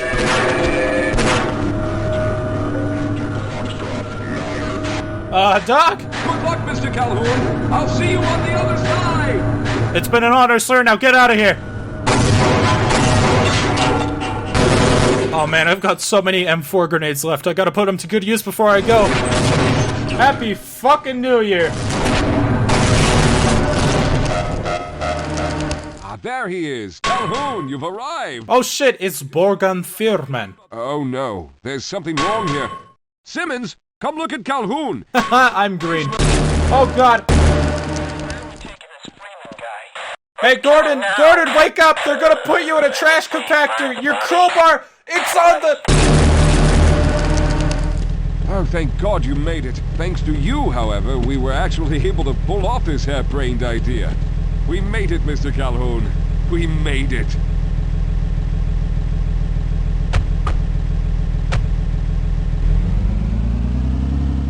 Yeah, fuck you, G-Man. I'm out of range. Wait, how does that work? I thought he has, like, omniscient power or something. What a weird but fun little expansion.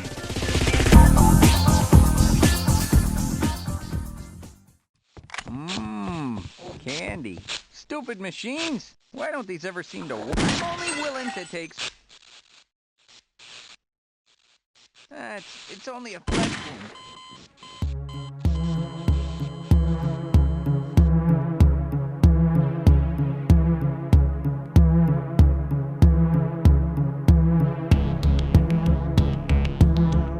So while the folks over at Valve were working their technomancy and willing the Source engine into existence starting in 1999, Valve did the impossible to fill time, bringing in mod developer TF Software Ltd and Canadian developer Min Goosebumps Lee to expand their reach of the industry, creating the first official retail releases of Team Fortress Classic in April 1999 and Counter-Strike the following year, both originally Quake mods whose teams were approached by Valve to officially produce their mods as retail games on their GoldSRC engine, which was already made from the Quake engine. And as easy as that, 2 community-grown mods reeking with promise and potential were now properties of the Big V. But what about Valve's golden child, Half-Life? Even if Valve didn't know that their planned sequel wouldn't release for another 5 years, they'd need something to grow and expand the intriguing universe Valve had created. And with how big of a hit the game was, they weren't short of developers to choose from who were itching to capitalize on this crowbar craze. But their pick was a bit of a surprising one.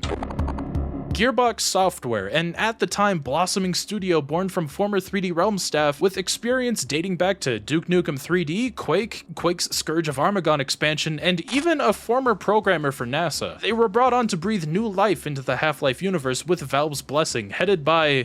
someone not important is what I wish I could say. Look, I'm not a fan of Randy Pitchford and would be completely happy if I didn't even need to acknowledge his existence for the rest of my life. But the unfortunate truth is that he contributed a lot to the early FPS industry and a lot of beloved franchises we remember fondly today. These IPs wouldn't exist without Pitchford when he's not loading company secrets and...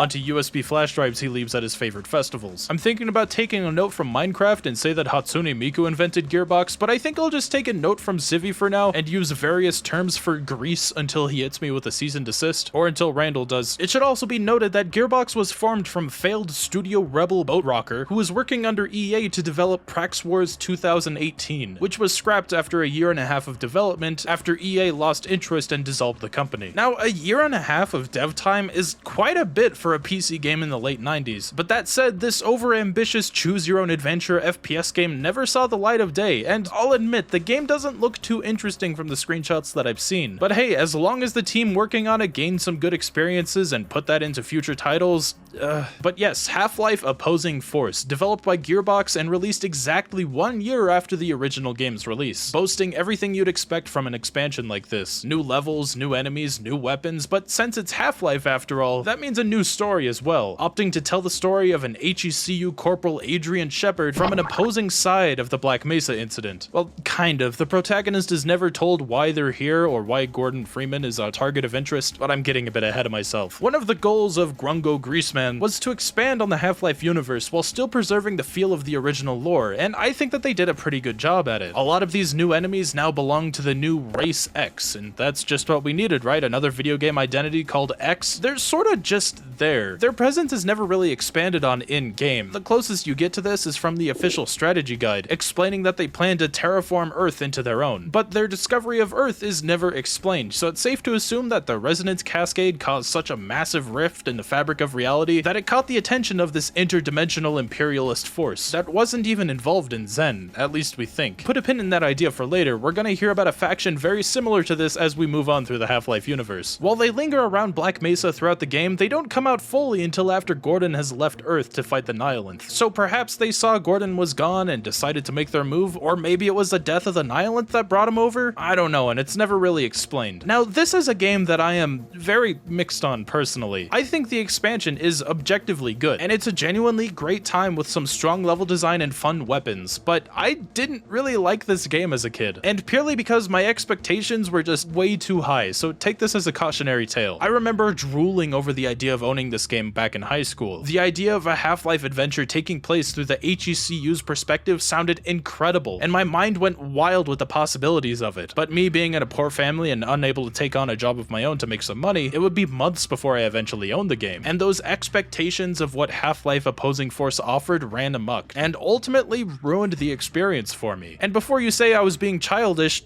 yes, I was a kid. I have since come around on the game, kind of. I still have my issues with it, even though I think that it is a genuinely fun time. I'd still rank its replayability though below Half-Life 2 Episode 1 personally, but that's because of my own lingering biases that I'm trying my best to address in the most mature way possible. I think around the endgame when the Race X troopers come out in full force, it's just not that fun for me. Look, there's a correlation between my enjoyment of Op 4 and the amount of Race X monsters on screen at the same time, but we'll get there. Right, well, time to boot the game up, and what is this? I feel bad for any Zoomers who started this game up and thought it was a multiplayer milsim because of the Capture the Flag title screen. This was pushed after an update in 2000 to add a Capture the Flag mode to multiplayer. Yeah, a post-launch multiplayer update for Half-Life. Ain't that wild? Like every other Half-Life game, we're gonna start with the Hazard Course, or Boot Camp. Yeah, that's thematic. Yeah, video games let us live out our wildest fantasies, like junior ROTC kids getting yelled at by a drill instructor. It's okay though, their favorite movie is Full Metal Jacket and their favorite parts are the war scenes. Speaking of, seems your name was mysteriously bumped to the top of the advanced training list. That is some very crispy audio. So we play as Adrian Shephard, a 22-year-old US Marine who's been drafted into the Hazardous Environmental Combat Unit, or HECU,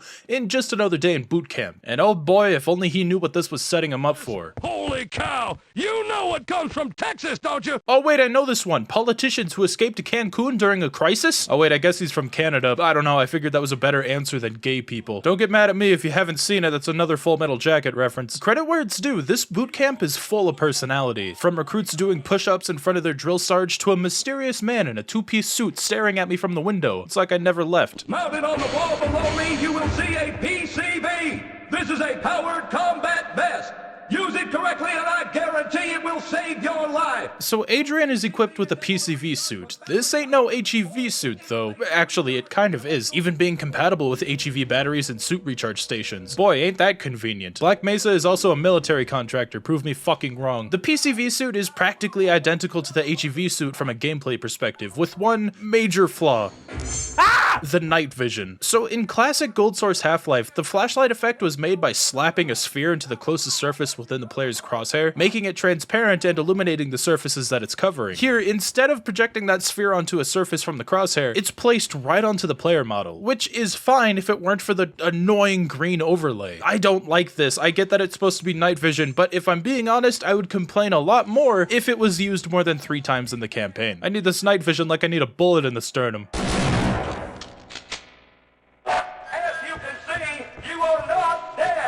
Hey, well that's nice. How does this shit work? Electromagnets? Why do the bullets drain my suit battery? I never really thought about that till now. Welcome to the Marines, kids, where we shoot, burn, electrocute, and expose you to toxic radiation to help you build character. We'll see you in 20 years from now for chemotherapy, assuming you're not stuck in cosmic limbo. Look, Adrian, ropes!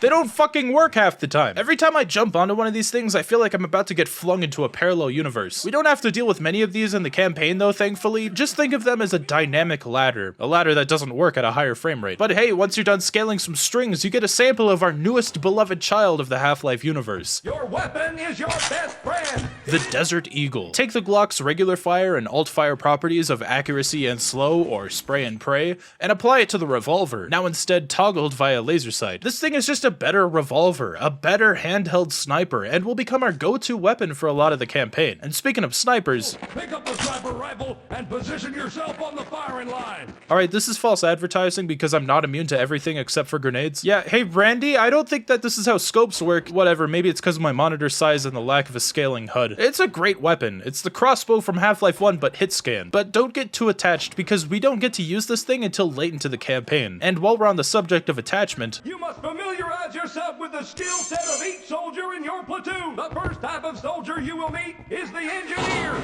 Being a corporal in the Marines, Adrian will have support from his fellow troops, summoned to him by a radio, an asset already found in the OG game, now given a purpose. The engineer is able to break down select doors as he welds them down with his own lung cancer stick. That's pretty badass. The medic is, as you'd expect, a walking med station, doing something that scientists were already able to do in giving you health by holding the interact key on them, but these guys heal you way more than they did. And of course the soldiers who fight alongside Adrian, essentially being beefier Barneys from a gameplay standpoint. Alright, that does it for boot camp. Now who's ready to see some real action?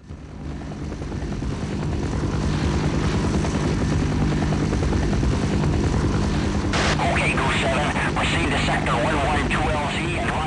And if you look into the rightmost window, you'll see surface tension from the hit 1998 game Half-Man Life. Adrian's adventure begins well after the resonance cascade, as he and his fellow HECU grunts are flown in to clean up the mess. Though as you'll soon find out, his team hasn't even been informed of the Black Mesa incident, and is in for a rude awakening when his Osprey is shot down by a Zen Manta. Oh, what the fuck? What the fuck? What the fuck? Is that a baby shambler? Oh, thank you for dragging me to cover, my friend. Get down! Oh, that must have been painful for him to only play half of his death scream. Adrian is dragged into the facility of Black Mesa, where Einstein was nice enough to try to revive us with his luscious CPR abilities. Sadly, the same can't be said for our colleagues who look very dead. I think I saw a radio near the crash site where I found you. Perhaps you can go there and radio for help? Yeah, sure, that doesn't sound too bad. I know how to use those, I think. I remember my first time on the stretcher. Look at him, he's loving it. Have you ever seen such a magnificent species? These crabs can completely control their host's nervous system.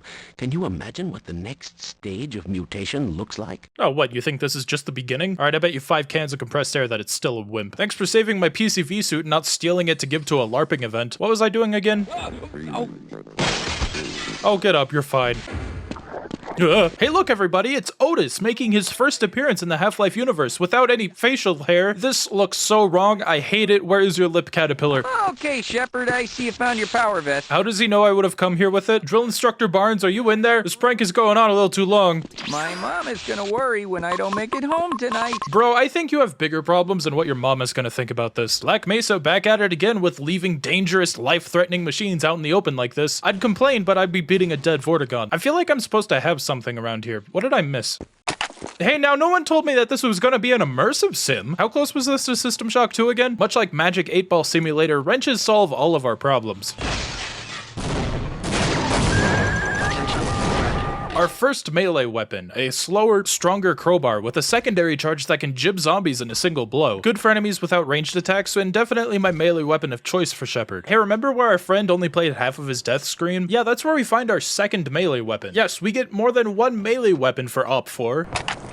The combat knife. Not too special on its own, but I mean that in a good way. It feels like a reskinned crowbar meant to fit the aesthetic that OP4 was going for. Probably there to make sure that classic fans don't feel too alienated by the wrench, and I mean, it worked. In my first playthrough of OP4 about a decade ago, I always chose the knife over the wrench. It felt familiar, but as you play the game more, you start to wean away from the knife and closer to the wrench. At least for me. Now Otis, don't touch that fence.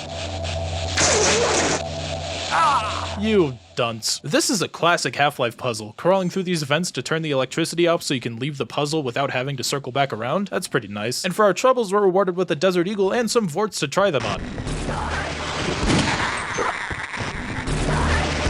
Poor bastards couldn't even see that coming with their 60 eyes. Shephard activates the radio, confirming this moment's location in canon. The Zen invasion has fallen out of control and the HECU has begun pulling out. And Shephard is to move through Black Mesa's tram system to head to the surface. Hey, did you miss the barnacles?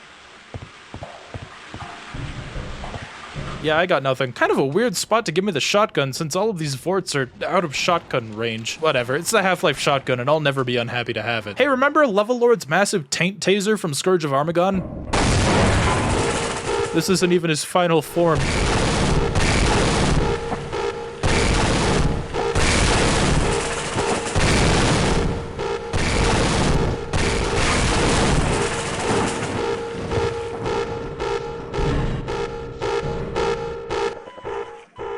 I'm going to piss in your sink. That's okay though, G-Man is here to save us. It's weird, I don't think we've ever seen him interact with the environment like this to help the player. I guess Shephard is special like that.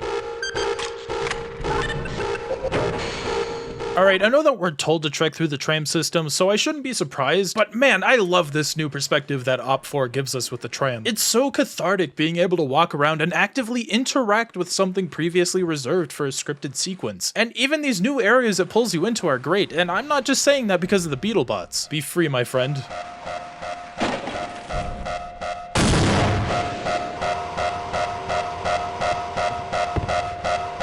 Ignore anything negative I might say about this game is perfect.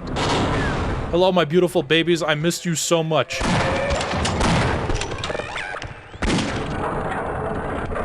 Yep, it's not Half-Life without a train segment, I'll tell you that much. It's also not a Half-Life game without something breaking. What's wrong with my guns?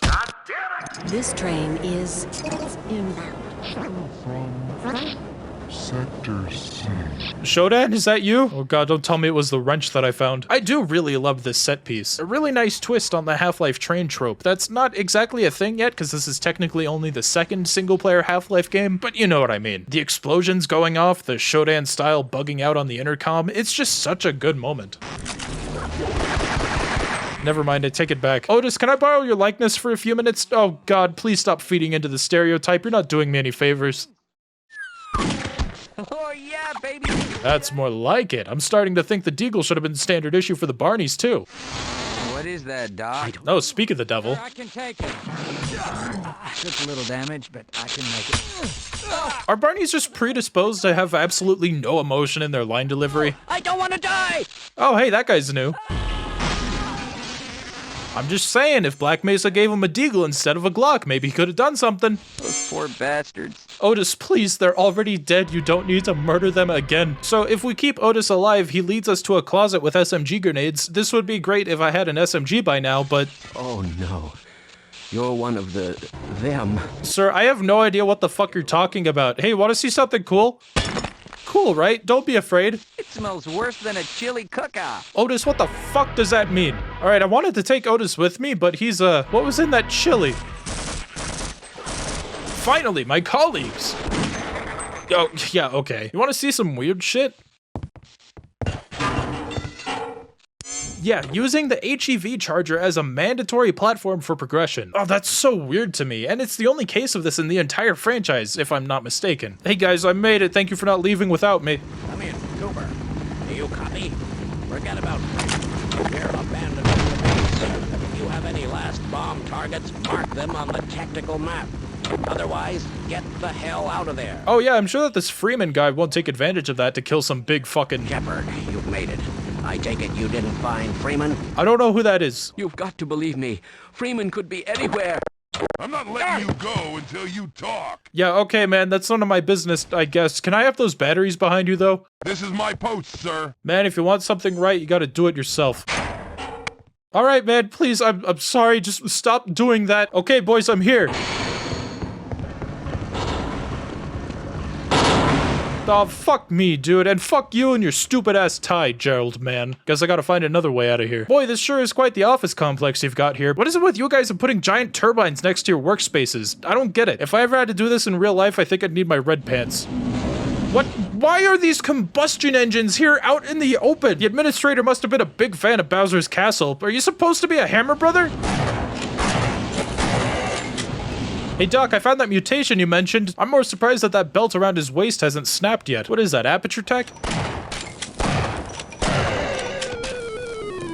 Yeah, Adrian, just hold right-click with your wrench out. What's the worst that could happen? I found the SMG. Yeah, let's just push this pack of explosives into the path of the fire. What could possibly go wrong?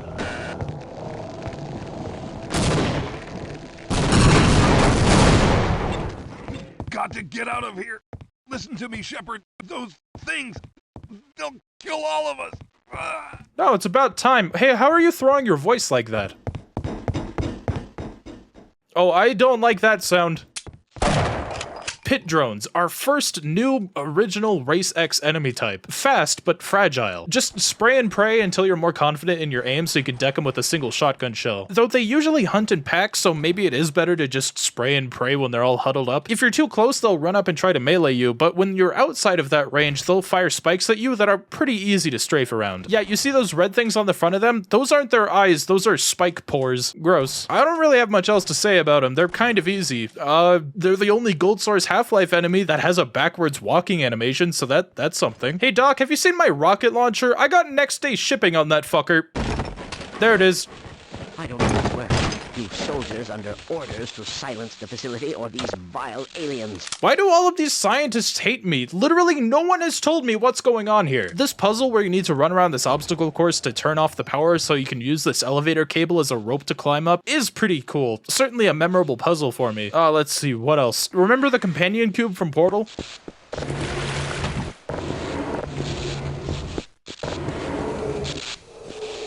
The companion cube sucks when I can't pick it up. It's not a hard puzzle, I just have a negative association with it because I was stuck on this puzzle for way too long when I was a kid and always dreaded coming back to it, even when I already know what to do. Does anyone else have moments like that in games? Look, Coomer, ropes! Just a friendly reminder that GoldSRC doesn't have ragdoll physics and those flailing limbs are all animated with keyframes. Or they're baked in from a simulation, I don't know. This rope could have at least been a bit lower so I can see it. Even on repeat playthroughs, I would miss this rope because nothing made me think to look up. I just shut the power off. I thought I would need to backtrack. Whatever. We're on to your position now. Stand back from the maintenance door. We're gonna blow. Hey, you can't tell me what to do. I'm a corporal. Ow. Ah, my boys. Now I can use you to open this door for me. That should only take a minute. Great job, boys. Now let's get a move on.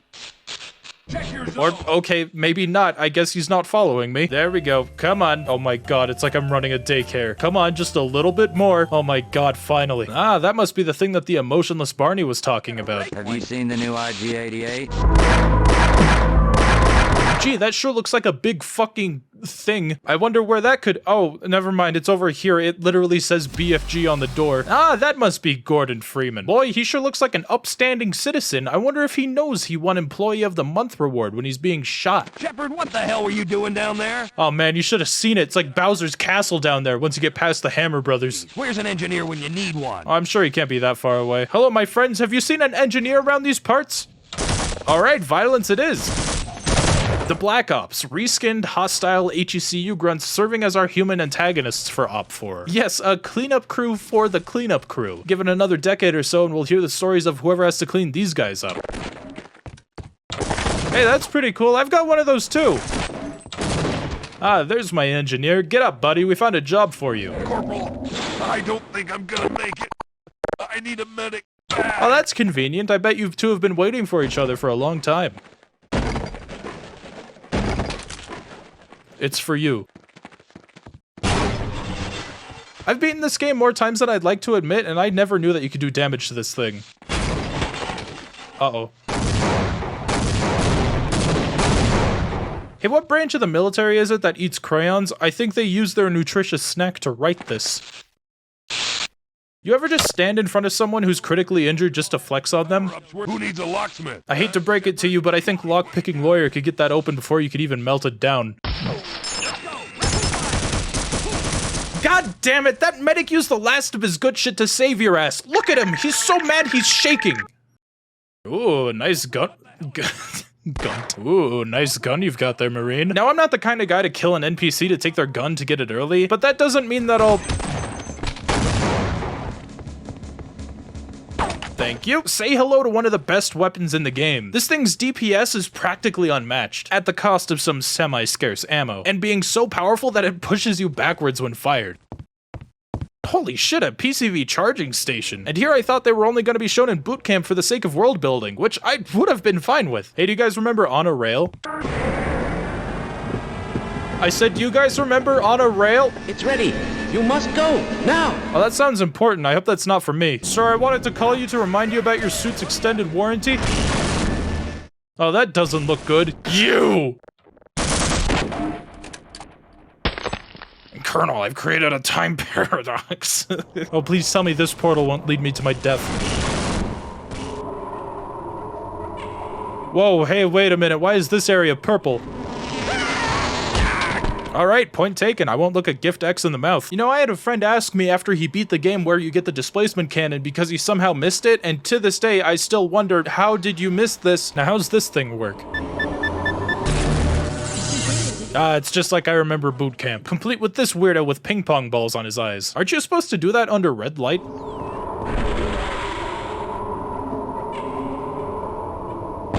Oh, why do I take fall damage in a low gravity area? Oh my god, this really bothers me. Alright, so if you make it to the top of this anti-Zen, Adrian makes it to a previously unseen branch of Black Mesa, fitting with a chapter named Crush Depth, a physics term for when underwater pressure begins compressing an object. Something like that. Anyways, this Amokus cosplayer is trapped underwater. Yeah, I'll save you, bro, don't worry. Thank you for releasing me. I can help you access any secured area in this lab. Well, there goes our grant money. Yeah, okay, dude, nice priorities. Can your grant money fix this door for me? Ah, fuck, I'm sorry about that. That was harsh.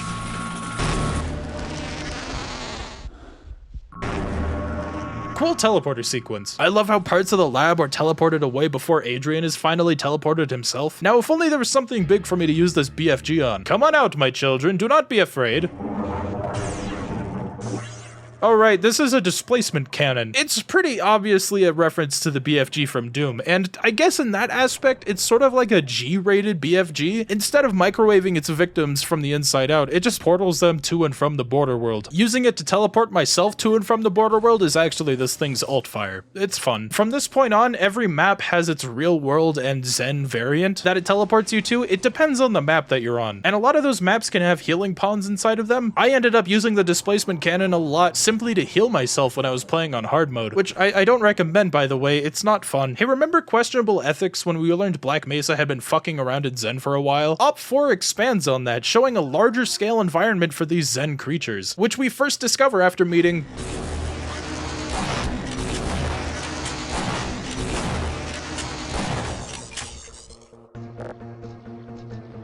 the Shock Troopers, foot soldiers for the Race X, who have now come out to play now that Earth is ripe for the taking since its crowbar-wielding savior is out of the picture. I fucking hate these guys. Imagine the Zen grunts, but with alien grenades that they barf up into their own hands. You know, last time I did that, I was called a freak and kicked out of Wells Fargo. Speaking of... Thank you for the roach, good sir. Like the Zen grunts, the Shock Troopers are aided by a living weapon with regenerating ammo, which our protagonist can use to his advantage. This time, literally jumping into our arms. I don't know if I'd say that it's better than the Hive Hand from Half-Life 1, purely because the homing bees makes it kind of unique. That said, though, this does become my go-to weapon for clearing out headcrabs, barnacles, and even boxes for some loot. Can I have that, please? Oh, that's a big boy.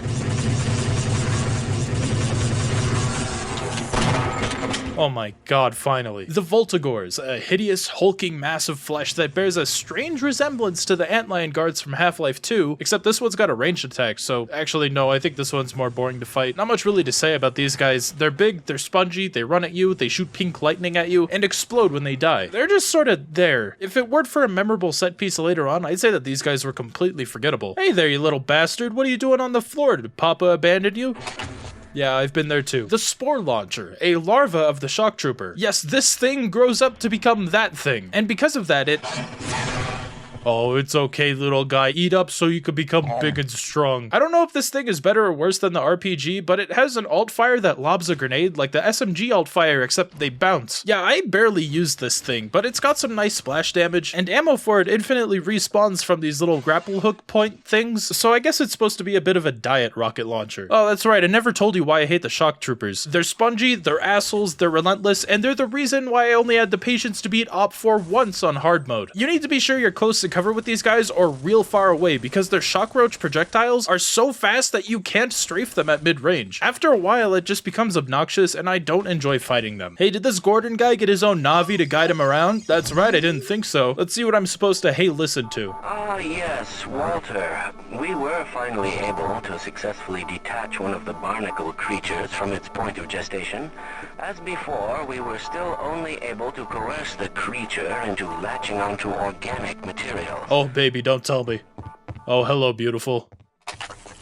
Here it is, the penultimate weapon for Op4. One of the biggest reasons I was so excited to play this expansion as a kid and frequented the Half-Life wiki on my school computers just to read about it.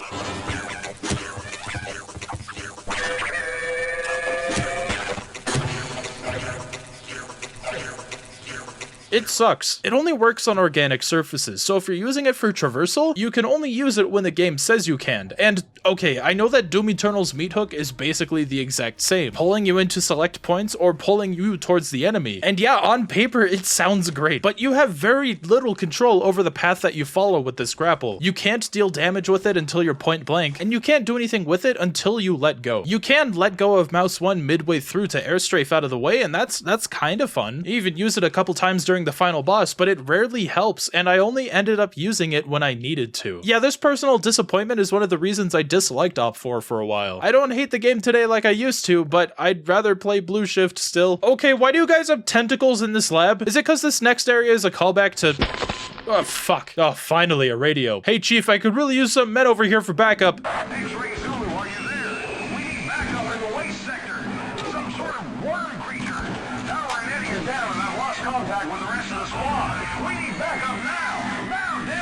So no men? Hey Doc, I think I found that worm thing you were talking about. Why does it make bird noises? Yeah, welcome to Op4's Blast Pit. Imagine if the tentacles could fire beams of toxic soup at you. That's the pit worm. You can only kill it once you activate a valve and a gearbox. Yep, that sure is a box of gears. Damn, those could really use some grease.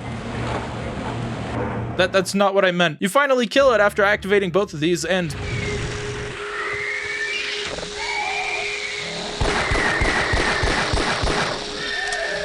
Okay, it was nice that I needed to use the grapple hook at one point, but that's all I can really say. Foxtrot Uniform. Oh, wait, I get it, because it stands for... Hey, man, good to see you. Friends Unit. Hey, remember the nuke section from Half-Life 1 where if you trigger a mine, the whole facility goes up in a crater? This firefight with the Black Ops is a lot like that, except not quite as bad. I don't need to tell you again why this thing is so great, but I'm going to anyways. I fucking love the sniper rifle. Because it's a Half-Life game and your aim isn't hindered by movement, you can use this thing as a railgun, and any body shot on a human target will take him out on normal difficulty anyway. It just feels so good, and oh man, that sound. Oh, that's the good stuff. Oh boy, I love dark and scary sewers. I sure hope no big-ass bastard comes in and... Yeah, okay, karma's a bitch. Oh man, this room used to cause me so much trouble as a kid. These two gates at the opposite end of the room infinitely spawn pit drones, which sounds really bad until you figure out that each spawner pauses if there's 3 pit drones still active from each respective spawner. So you can use that to your advantage to make it to the lever and close the gate. Alright, are we done here? Oh my god. Oh shit, they got babies! It's got pig noises! one, Corporal? Yep, yeah, I saw that. Whoa, hey, how did you guys manage to get that guy all tied up like that? Gee, man, you see this shit? Oh man, it looks like this green shit is starting to engulf the facility, even blocking our path if we wanted to return to the other end of Black Mesa. Maybe it's not that bad of an idea to set off a nuke in the basement just in case. Adrian finally meets with some of the remaining HECU grunts to make one final stand against the Black Ops soldiers along his fellow comrades. One that ends in uncertainty because I have no idea where my men went. Is that a guy on a mortar? Yep, I think he saw me. Adrian, is that you? Listen, we're holed up across the mortar field, but we're pinned down by a group of Black Ops. We'll open the bunker door, but you better get over here quick. You know, when I was in boot camp, I was under the impression that I'd be using these radios to call for support, but it feels like I'm the fucker who's being summoned for support. Whoa, wait, what are the Vorts doing here? Is Zen still trying to send their forces in? I thought they were busy with Gordon.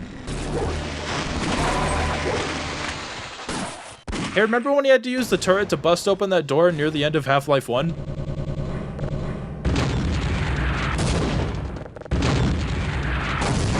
Why are these proto-antlions so fucking tanky? Nope. Oh my god, no, this is way worse than dealing with Black Ops. I have had nightmares like this. Please end my suffering right now. It feels like the many are about to assimilate me. Now, don't hurt me, and I'll tell you a secret. I've been hiding up here listening. These Black Ops have some sort of bomb. I think they're planning on blowing up the base. No, why do you think they would do such a thing? Gee, Yodas, I fucking wonder. It's okay, buddy, I found the bomb.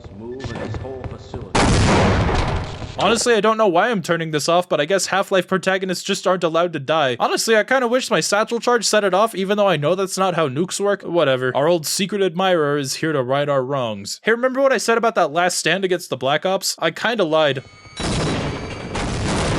This room used to give me a lot of troubles until I realized I could just snipe them all.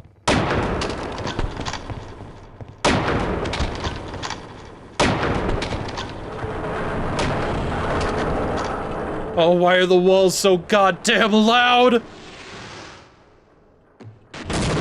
This arena also used to pierce my taint. I would always just run past the dueling factions, but this time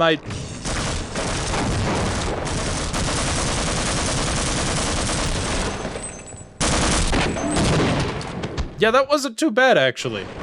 I guess you're a good guy, Corporal. Listen. You've got to get down below. There's something coming through, and it's the nastiest looking thing yet. Some of your buddies went down there a while ago, and I haven't seen them since. I've got some weapons I've piled up in here. You better take as much as you can carry, because I think... Good luck, Corporal. Spoiler alert, this Barney is overreacting because you don't need half of this shit for what's coming.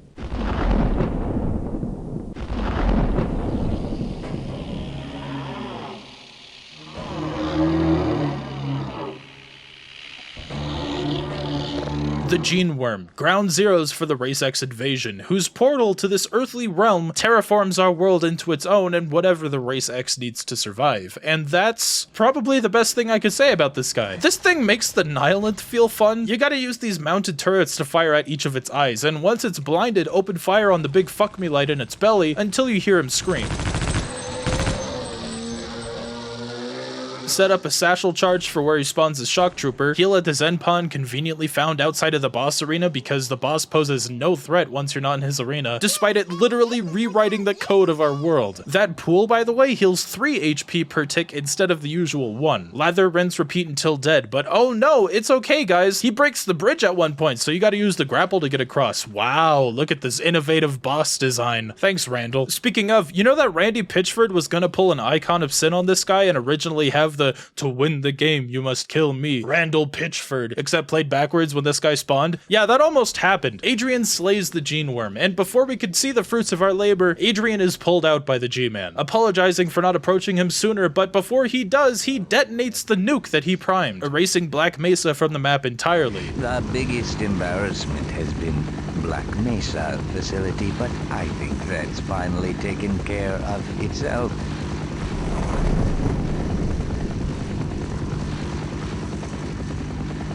Quite so.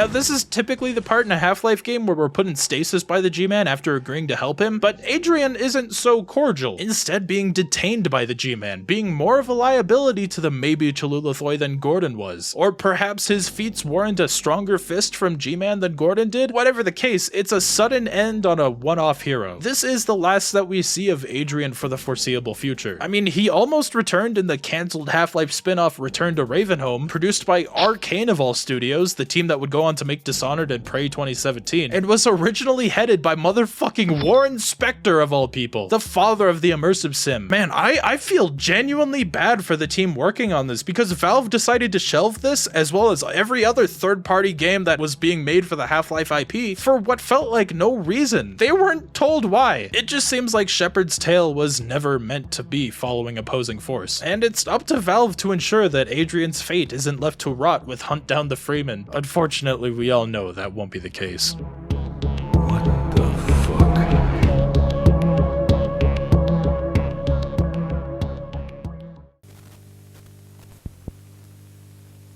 Because here at Black Mesa, we know that a productive workplace is a happy workplace. That's why we've worked frivolously on the latest groundbreaking technology to give our talented workers the edge they need to excel, such as eyes, hands, and fingertips. Thanks to these revolutionary advancements and enhancements, our workers can see farther, work longer, and perform better than ever before. Just ask Joe. Forklift go out! Forklift Haha, he cracks me up. And in the event of a workplace injury, our patent-pending Black Mesa medical station will be there to get you back into action. Thanks to its locally grown, environmentally sustainable, and ethically harvested green first aid fluids, you can expect to be fixed up in no time, hands-free, with its hydraulic arm connecting directly into the user's hazardous environmental suit using recently developed AI technology.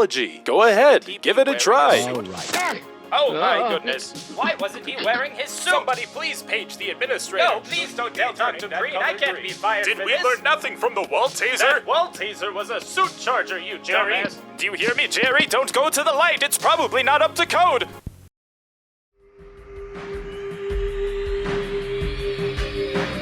When it comes to the video game industry, cancelled projects and missed opportunities are nothing new. And if you were to ask me what video game series encapsulates that the most, I would not hesitate to bring up Half-Life. From as early as 1999, publisher Sierra Entertainment greenlit a port of Half-Life to the Sega Dreamcast that would be cancelled not once, but twice. The project was originally assigned to Pyrotechnics, a studio purchased by Sierra back in 1997, who worked on Return to Krondor and Tanarus. This port would have ended up being their final project because the studio was taken off the project 3 days later and never made another game since, and the responsibility of consoleizing one of FPS's greatest would fall into the hands of Captivation Digital Laboratories, leading to an announcement on February 14th of 2000 at the Malia trade show in Cannes, France. Now that Opposing Force had been released, Gearbox was later brought on to create the infamous HD expansion pack, as well as an exclusive campaign expansion for the console, which later became Blue Shift. The HD pack that would have released with this port were earlier versions of what we got on Steam, so if you already didn't like those models, you'll probably like these ones a little less. Then, just 2 months after it was announced, Sierra approved and began concurrent production on a port of Half-Life for the PlayStation 2. Valve was not particularly involved in these projects, likely because their sequel, Half-Life 2, had been in pre-production for a year up to this point, so the publisher was probably a little eager to franchise the IP. I've already talked about Blue Shift on the channel, so you're probably aware that the Dreamcast port was doomed from the start. Copies were sent out to various publications for review, and, as you would expect, it underperformed. Chandra Nair on the UK Dreamcast magazine in issue 15 specifically cited poor performance, low, inconsistent frame rates, and general dissatisfaction with the lack of online functionality. I understand all of those other points, but it was also a pre-release version. I don't know why they would expect it to have online functionality already, but this was also 22 years ago, so maybe maybe expectations were a little different back then. Sadly, the frame rate is amongst the worst we've ever seen. Half-Life, half-finished more like. Damn, Chandra, you tell him. The frame rate fluctuated between 60 and 20 frames per second, occasionally dropping into the single digits. Loading times between maps were notable, and because the port lacked an autosave feature, if you died in a map that you hadn't saved in, your load times between deaths would be even longer. Now, to Chandra's credit, online features were planned through SegaNet as an expansion. Reported on by Tom Bramwell from Eurogamer in September 2000, a second disc was in the works that contained GoldSRC multiplayer games. Games like the original Counter-Strike and TF Classic, as well as Half-Life Deathmatch and Opposing Forces Capture the Flag. Opposing Forces Campaign was speculated to be part of the disc as well, but never confirmed. This was told to Eurogamer right after the port's first major delay. It was delayed numerous times, from its original release date in summer 2000 down to September 2000, later to November 2000, which at the same time the PS2 port was announced to the public, to its final release date of June 2001, to eventually being announced on a public forum that the port was being scrapped altogether. But PS2 fans were feeling pretty good. During that announcement back in November, Sierra promised a co-op experience exclusive for the PS2 port, as well as 4-player split-screen deathmatch. You might have noticed that little hyperlink at the bottom there that says screenshots. I tried to click it, but it brought me to a dead link. I guess that's on me for trying to cite articles that are literally over 2 decades old. The degree of cooperative play was not elaborated on until the show at E3 the following year, where it wasn't the single-player campaign retrofitted to work with 2 players, but another original campaign, once again worked on by Gearbox, though no online play was planned for this port at all. Randy Pitchford claims in an interview with 3D Action Planet that the development kits for online connectivity just weren't available for that time. I don't know if that's entirely correct, but I believe him when he says that he couldn't get his hands on one. They claimed that the Dreamcast port had to be cancelled because of changing market conditions. Sega's Dreamcast, much like their port made for it, was just not doing too great, and it made more financial sense to cancel the game altogether than to send it to print and get underwhelming sales. Publications like IGN claimed that they weren't too surprised by this. The release date for the Dreamcast port wasn't present on a lot of online retailers after its final delay. There were other games whose Dreamcast ports were cancelled around the same time, but this is a unique case. Unlike Capcom vs SNK 2 or Legacy of Kain Soul Reaver 2, Half-Life for the Dreamcast was practically finished. The Prima strategy guide was printed and ready to ship, whereas those ports were cancelled fairly early on. That might not be the best example. SNK vs Capcom 2 was released in Japan on the Dreamcast. It was the international releases that were cancelled, but you get what I mean. Captivation's work was moved from the Dreamcast over to the PlayStation 2, where Gearbox took up the reins and made small tweaks and improvements to the campaign, turning the PS2 port into a larger collaborative project between the two companies, including the single player beyond what Gearbox was originally contracted to work on. Captivation wouldn't be credited on the box for the game, but would still be listed under special thanks in the credits. And now, all Half-Life fans' eyes were on the PS2 port. The HD pack that Gearbox had created would be enhanced to a degree that we never saw on PC. Additional geometry and simple skeletal animations were added to retinal scanners and charging stations to give the appearance of moving parts and mechanisms. You can see all that green juice leaving the container and being stabbed into you with a needle that follows your position. NPCs were given individually animated fingers, as well as full facial animations with moving eyes that could also track the player's movements. Harry S. Robbins, who voiced some of the Half-Life 1 scientists, even had some outtakes referencing these 2 new additions. Definitely.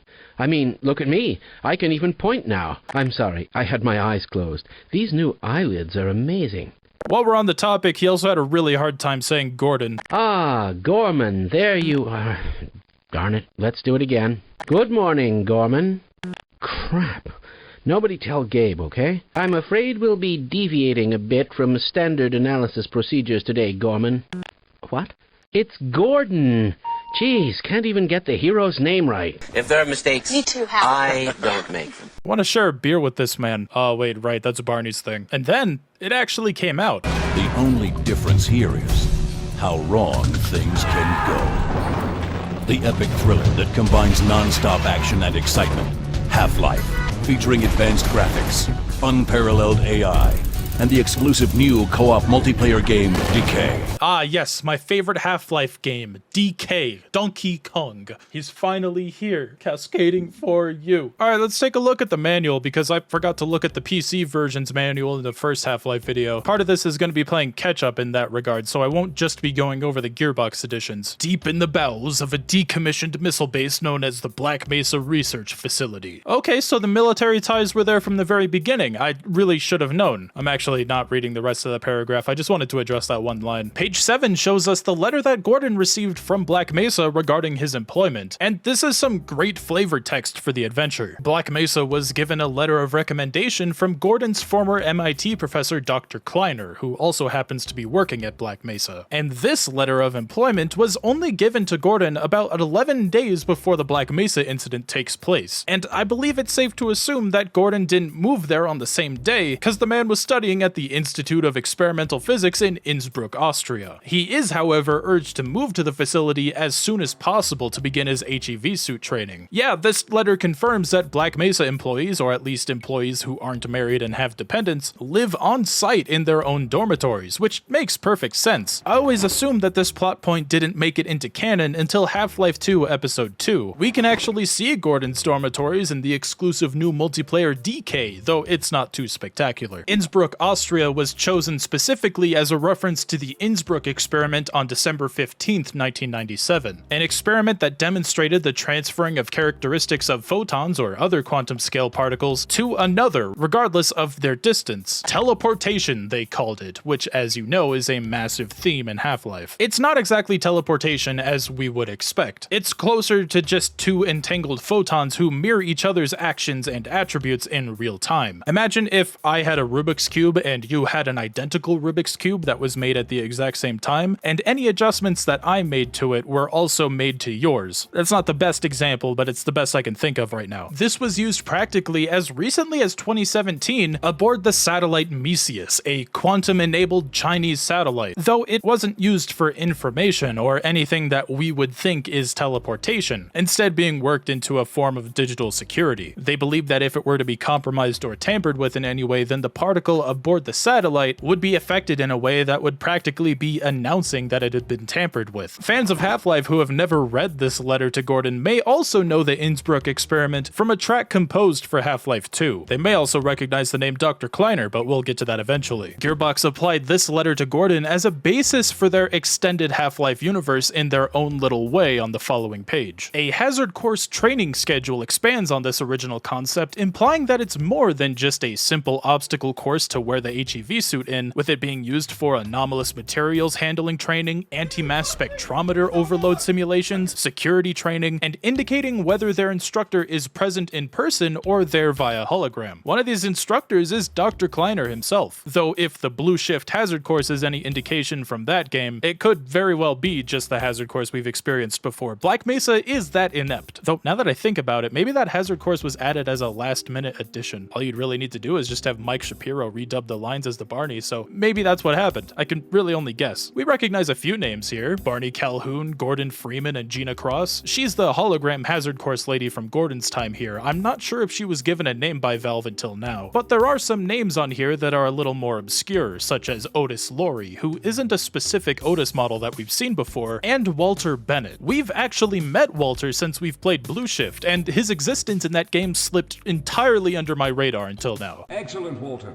Finish aligning the power cell matrix, and I'll see if I can get the system online in the main room. This man was a nod to Walter's World, a section of Planet Half-Life where a glasses model scientist acted as their mascot, answering questions written in character. If you've ever wondered why the glasses model in Sven Co-op is called Walter, or why basically anyone who played Half-Life as a kid refers to them as such, this is why. I'm not exactly qualified to talk on this because I didn't really live through this, and the appeal of Walter's World really came from the emotional attachment people had to it. But if you want to know more about it, Marfy Black's got a whole video talking about it. Go check that out. On another tangent within a tangent, Sierra's Q lead at the time, Mark Nagel, stated in an interview with PlayStation Magazine issue 57 in June 2002, almost a year after launch, that this port for PS2 would eventually receive mod support. This never happened. It wasn't until the community reverse engineered the PS2 port's co-op campaign into a PC release that a hidden button combination was discovered in the game's files. To grossly paraphrase, this code allows you to play Half-Life Uplink, the PC game's post-launch demo from 1999. But to word it that simply would be misleading. The files for Uplink were not available on Half-Life PS2's disc, but it was available on a copy of PlayStation Underground's Jam-Pack demo disc, the very same demo disc that came with that issue of PlayStation Magazine. But even if you only had this demo disc, you still couldn't access Uplink. Only by entering this button combination in the cheats menu for Half-Life would you be given the choice to swap discs from there, and if you had that demo disc, you could then start the elusive demo. If this feature were finished, I would assume that the mod support that they promised would have been implemented in a similar manner, not as fan-made mods made dedicated for the PS2 port, but as PC mods ported by Gearbox that were printed to a separate disc that would then be swapped in on this menu. It seems pretty likely that they wanted to bring over the mod USS Darkstar. It's one that the Gearbox team was pretty fond of, and Robbins even quoted a line from the mod as a nod to it, but that's the closest it got, and it was just for fun. It wasn't actually because they were porting the mod over. Gordon, I'm very concerned about these electrical force field barriers.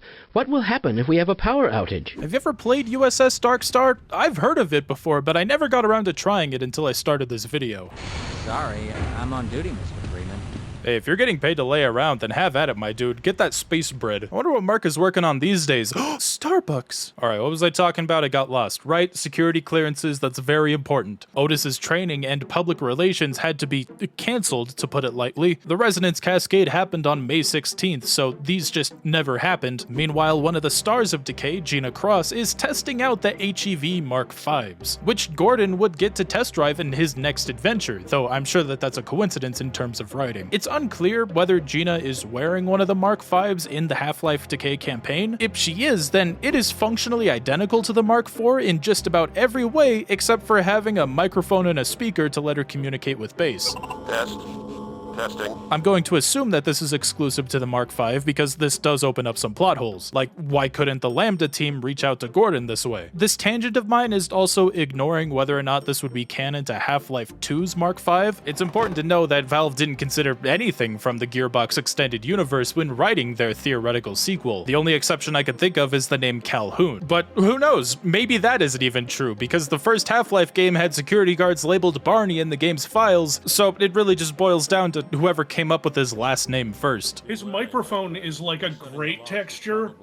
Oh my god, it is. Perfect. Oh wait, you're not supposed to see that yet. That's the next video. Finally, we see a memo from Black Mesa's upper management written to Colette Green, our second protagonist in Half-Life Decay. It provides some context for the bureaucratic process, or possibly lack thereof, that resulted in the Resonance Cascade. The anti-mass spectrometer was calibrated to work with sample EP-0021, but due to a recent discovery of sample GG3883, the purest sample we've seen yet, it was rushed to replace the previous sample and run through the same procedures rather than putting it through the proper prep work. The paper mentions running the GG sample through a last-minute simulation, but assuming that this is a virtual simulation, then it probably got fucked up by the system crash that's mentioned at the beginning of Half-Life 1, or could have even been the reason for the crash. Great job, LMOTA. Those are the backwards initials of Half-Life writers Mark Laidlaw, who is in fact not Wallace Breen, because why would he be? He's just OTA, or Office of the Administrator, so LM may not be the administrator directly. That, or this was good enough of a scapegoat for Valve to use to explain why the administrator in the sequel was a different person. When I first started this project, the original plan was to give you a small taste of the original game's PS2 campaign as an appetizer for the main focus of this project, the co-op campaign Half-Life Decay. But as I researched more about this port and delved deeper into its history and development, I ended up just going off on a massive tangent that had enough material in it to turn this into its own project, and that's exactly what you're watching now. That might be disappointing to some of you, but to put it this way, if I stuck to that original plan, then you'd have to sit through about 40 minutes of talking about the PS2 port of this game, and that's not the kind of video I wanted that to be. But the moment I saw that there was a brand new prologue added to the beginning of the hazard course, and then the lights slam on during the opening of the tram ride, I wanted wanted to play through the whole goddamn thing and see what every little change I could find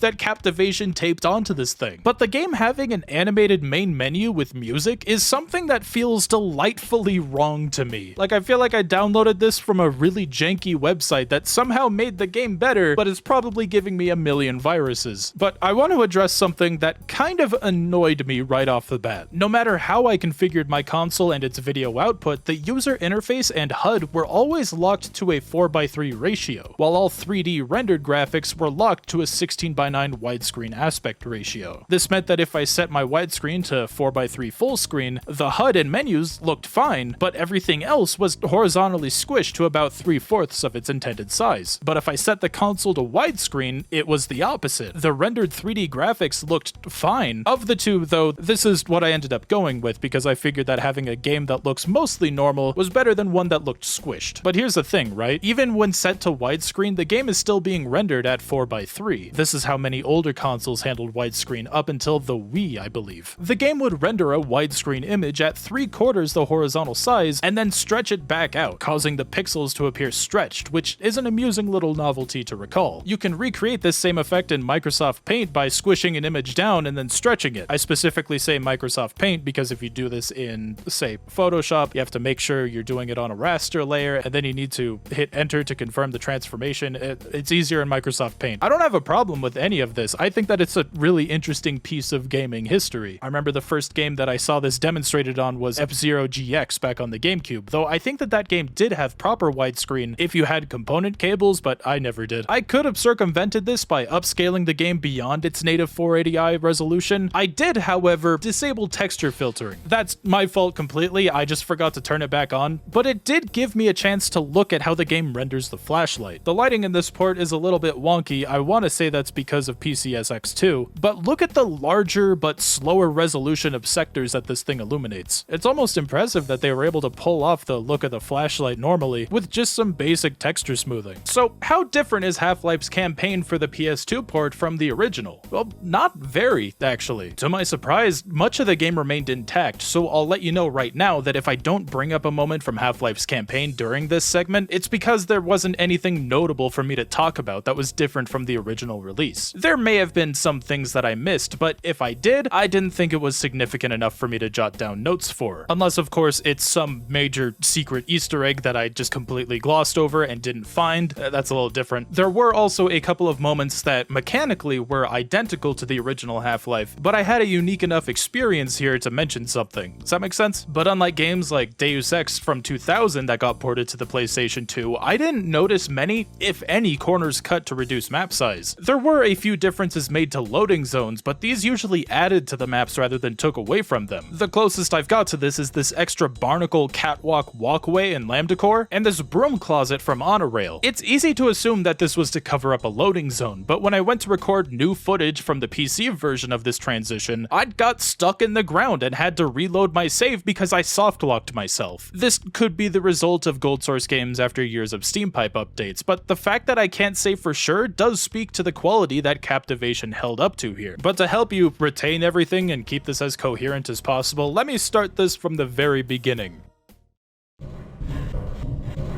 The first and possibly most obvious change is the previously mentioned hazard course. Have you ever wanted to know what happened just before Gordon stepped onto that elevator before he begins his training? I doubt it, I didn't, but here it is, complete with brand new recorded lines and some gestures that take advantage of those new model features. Good morning, Gordon. Welcome to the Black Mesa training facility. Things are in a state of commotion this morning, but the training facility's software should be in working condition. Please listen carefully, as there is a little paperwork to take care of before we get started. Oh, I see that you have already signed our legal disclaimer. I, Gordon Freeman, hereby agree to the following terms, blah blah blah, in any case of serious injury, dismemberment, toxic poisoning, burns, rashes, lesions, blah blah, etc., etc., hereby agree to waive all rights as an employee of the Black Mesa facility. Okay, very good. Was your line cut short, or was that part of his speech? The rest of the hazard course is nearly identical, with only minor cosmetic changes. The hazard suit, for example, emerges out of a glass jar on a fancy pedestal. The same goes for the long jump module, which has been given an interesting rework. Instead of entering a reverse crouch jump, it is now activated by tapping the jump button a second time while in the air. If it wasn't for Crowbar Collective's remake Black Mesa, which used an almost identical input for this, I'd dismiss this as a minor change, but this is actually pretty cool. The added prologue at the beginning of the hazard course was even adapted into the fan-made but now generally accepted to be part of the full game Black Mesa hazard course. So this is all starting to feel a lot less like a coincidence, in a good way. While we're on the subject, crouch jumping has also been simplified. To pull your legs up in the air, just hold down the jump button. You can still use the input manually by pressing both L shoulder buttons simultaneously, but I don't really see why you would want to do this. The only new dedicated tutorial here teaches you about the new lock-on feature, which allows the user to do just that, lock your aim onto a target. Think of it like Metroid Prime 3's lock-on, but not nearly as generous, which I think is fair. It only keeps your horizontal aim while you're locked on, letting you aim freely up and down. But if you have a moving enemy, especially an airborne moving enemy, you'll still need to adjust your aim to compensate, hence my comparison to Prime 3's lock-on rather than the GameCube games. This makes player tactics like circle strafing, which is traditionally a lot more difficult with a controller to have consistent aim with, a total breeze. Enemies like turrets, soldiers, controllers, and even Zen grunts in the right circumstances become relative pushovers. I could have simply ignored this feature, but I had another plan in mind. I decided that I'm gonna use the lock-on as much as they probably intended and counter this by playing the game on difficult, comparable to PC's hard mode, meaning that head crabs take 2 crowbar swings to kill, Vortigons don't telegraph their Vort beams as much, and assassins use cloaking technology. And just to address something real quick, I've said in my previous Half-Life videos that I think that hard mode is a little too unbalanced and not as fun to play as. I've come around on that. I now exclusively play these games on hard mode, basically. Turns out I was just too stubborn to use harder hitting weapons on smaller enemies. Changing how you approach combat made this way more enjoyable on hard mode. I actually recommend giving it a shot. I figured that playing through this on hard mode and using the lock-on mechanic for the PS2 version would be a good way to balance this port's unforgiving save system. Yeah, it's just as bad as I described on the Dreamcast port. I discovered this the hard way when I jumped into the anti-mass spectrometer at the beginning of the game for fun and was punished by having to restart from the very first tram segment at the beginning of the game. So remember to pause the game and quick save as much as you can on top of regular saving. Quick saving will only save to the PS2's RAM, so you can use this even if you don't have a memory card, but it will be lost if you power cycle the console. If you want to save to the memory card, you have to go into the game's menu from the pause menu and then save there. I also learned this the hard way. While we're on the subject of RAM, you can't move during this opening tram segment. I assume that this is so that the game can unload objects faster in order to save on memory by having Gordon at one end of the tram at all times. Or perhaps there's some kind of game tick difference in the PS2 version, and this was the best way to ensure that the player doesn't accidentally clip out of the car or something important desyncs. Believe it or not, I've done this, and it happened on stream even, so I have video evidence. What the fuck? What the fuck? What the fuck? Do you know who ate all the donuts? I don't think so. Were they communicating? Was that a thing in the original? I haven't seen this before. I love this subtle new opening at the beginning of Office Complex. And when I say subtle, I mean very loud and explosive.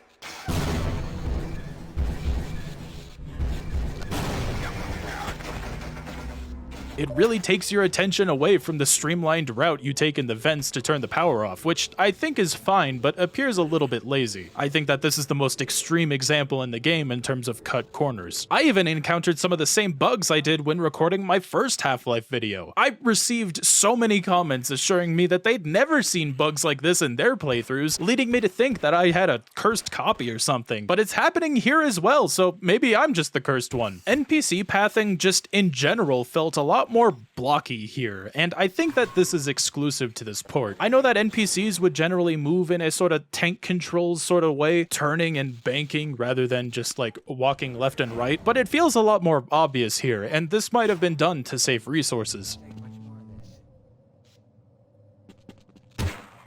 It's kind of how I feel when I see someone I know in public, but my social battery just isn't charged yet. I relate to this Coomer on a spiritual level. I've come to learn that my biggest growing pain when it comes to playing Half-Life with the controller has been climbing ladders, or specifically jumping onto them. See, if you're pressing the jump button, or even holding it when you touch a ladder, you're ejected off. This usually isn't an issue for me with PC games because I'm not holding down space to jump higher. However, games like Mega Man and Mario have trained me to hold the jump button until I land, unless the situation states otherwise. And this, I noticed, had inadvertently translated to console FPSs for me.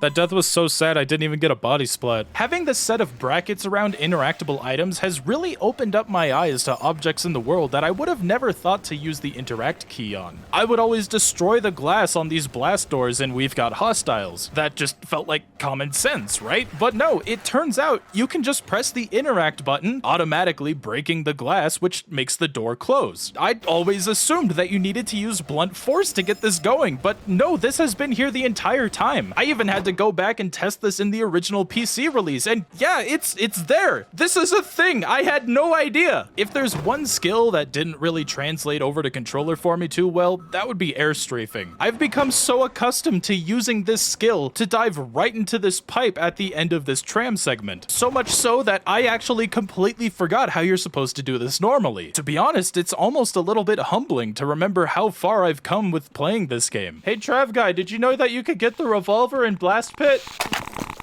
I said, did you know that you can get— Looks like Gearbox finally fixed this poor thing, no longer looking like one of those clown guns where the tip of the barrel is wider than the base. You know, the same thing that Tim Drake used to kill the Joker that one time. The regular HD pack on PC sort of fixes this, but the rail on top still looked a little funky. The perspective here is still a little silly on the PS2 release, but this is the best we're gonna get for an official release. Want to see my favorite change made to this version?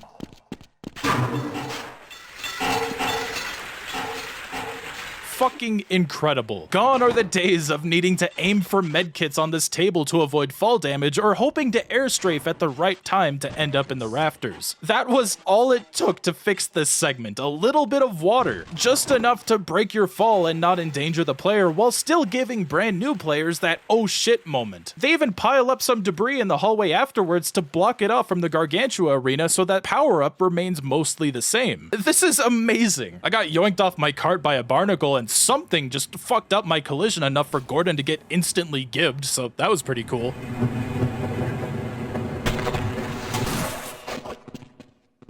What the fuck?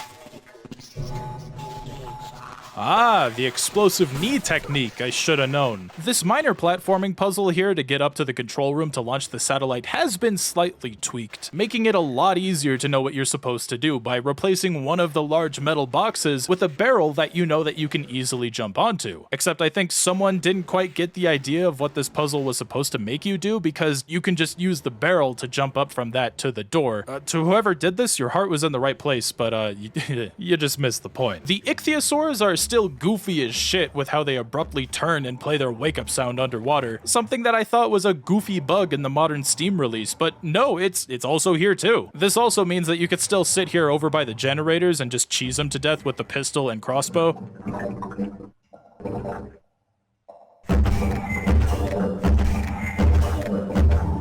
Is Gordon's neck okay after that? Get this man an HEV neck brace after that. God damn. Have you ever seen the kill state in Questionable Ethics before? Because I don't think I have. I know you're waiting for me behind that door, you big fucking nerd.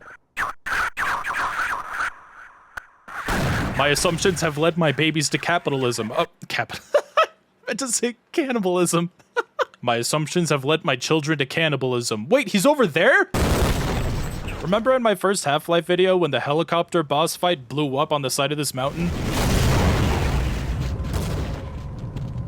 I did it again. If you think that surface tension is a lot easier here than you remember, you're not wrong. I know that difficulty doesn't affect enemy count in Half-Life, but I still had to check, and yeah, I'm still playing on hard. The enemy count is just a lot smaller here, possibly for balancing reasons or even system limitations. It really makes the HECU feel smaller, and for all the chapters that they're in charge, the lack of former ROTC kids to stuff into lockers is gonna be consistent throughout the rest of them. And this bleeds over to the Zen Grunts too for when they take charge. Lots of arenas feel like their enemy counts have been been drastically reduced, which could be a result of the PlayStation 2 just not being able to handle that original enemy count. Look at this guy, he was promised the whole damn platoon and now his life is flashing before his eyes. So many lockers, so many swirlies, so little time. Only a handful of Zen grunts charge you down after blasting this hangar door open, compared to the absurd amount of them that bum rush you from before. And that Vortigon on the catwalk that's right after just doesn't show up. Hey Trav guy, it's great that you remembered that you could get the revolver and blast pit, but did you also know that you could shoot the mines?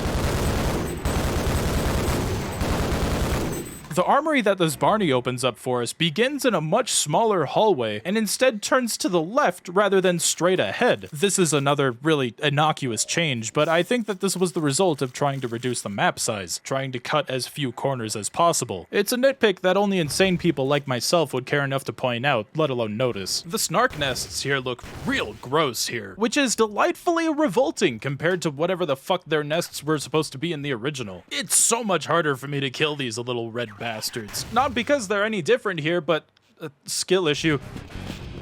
Oh, what? They took away the jank as fuck alien turret. And they took away Gordon's weird as fuck little idle animation with the glue gun where he awkwardly jiggles the handle when you hold down the alt fire. I keep pressing the secondary fire button, but Randy's committing me to chastity against my will. Lambda Core was a big test of my patience here, and it really took me back to those days of playing this game for the first time as a kid. A time back when normal difficulty was too tough for me and I save-scummed every couple steps back onto easy. I've come a long way, I'd like to think. Even after I beat this sequence, the scientist still died, but the portal was open and left me enough time to jump in. Good thing I'm getting kidnapped after I'm done in Zen. I'd hate to see what this place turns into after that portal went haywire. Alright, I guess it doesn't matter. This place gets nuked anyway. You must go!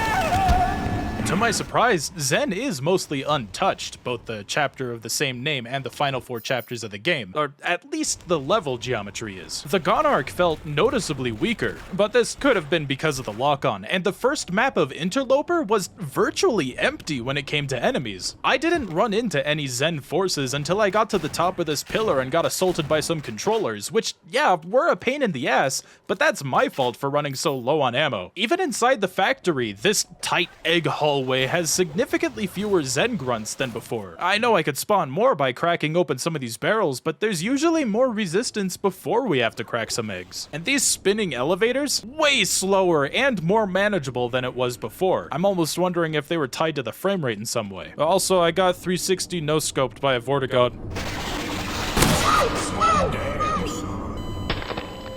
I can't even be mad at that. The Nihilith, though, is practically identical, for better and mostly for the worst. You can still block his green portals with hive hand projectiles and hide behind the pillar next to this healing pond. It's the exact same boss fight as it is on PC, except I'm doing it with the controller, so I'm naturally a lot worse at it. I still beat him by blasting his funny head pyramid with my speaker-peaking shotgun.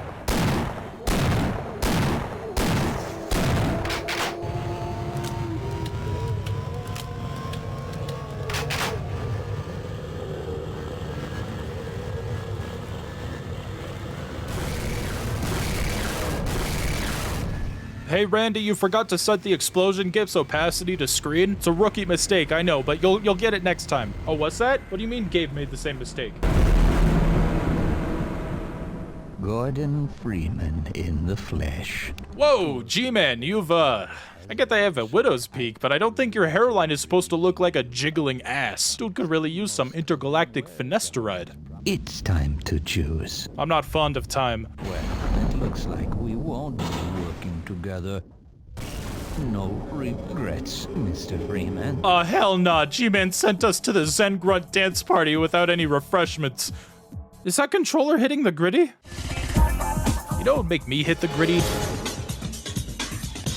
Alright kids, are you ready to experience the Black Mesa incident for the 4th and 5th different perspective? Because that's exactly what we're going to be doing today once we dive into the 3rd expansion of Half-Life 1's expanded universe. Last time on the channel, we took a look at Captivation Digital Laboratories' port of Half-Life to the PlayStation 2, originally intended for the Sega Dreamcast. And while that port got cancelled and its exclusive campaign was ported to PC in 2002, Half-Life for the PlayStation 2 didn't suffer the same fate, meaning its exclusive campaign is now stuck to the PS2 PS2. And unlike its predecessors, Half-Life Decay was a completely cooperative multiplayer experience, requiring 2 players to play together, navigating through mission-based levels and solving puzzles together while fighting enemy NPCs. While the campaign received generally mixed reviews at the time, it was praised for something that I don't think we give it enough credit for, and that being a first-person cooperative experience where both players need to work together on the same puzzle rather than basically just playing through a single-player experience but with 2 players. Something that Valve would excel at with the later release of Portal 2's co-op campaign. And much like the Portal series, Half-Life Decay is helmed by our first women protagonists of the series, offering us another piece of the puzzle of how everyone managed to escape the Black Mesa incident. Until they didn't. But if you're gonna play this port today, chances are you're not gonna be using the original PS2 release, but instead the community-made mod that brings it to PC, even with fully functional online play. At least until it didn't. The Hoaxer port, as I'll be referring to it from time to time, was originally intended to be the only way that I would look at it for this video, but I discovered that when attempting to set up a dedicated server for myself and my cooperative partners to join, that GoldSRC dedicated servers are kinda broken right now. Look, I'm not gonna pretend that I completely understand what I'm looking at, but I followed every guide I came across for trying to set up a Decay dedicated server for the mod, and the Steam command prompt ended up timing out every time I tried to run it. So after 40 minutes of fiddling with this thing, I decided to turn to an alternative. Yeah, we ended up using Spend Co-op for this one, and unless I wanted to use something like Hamachi, this was really my only option here. It's definitely not ideal if you wanted to play Decay 1-to-1 with your friends online, but it got the job done.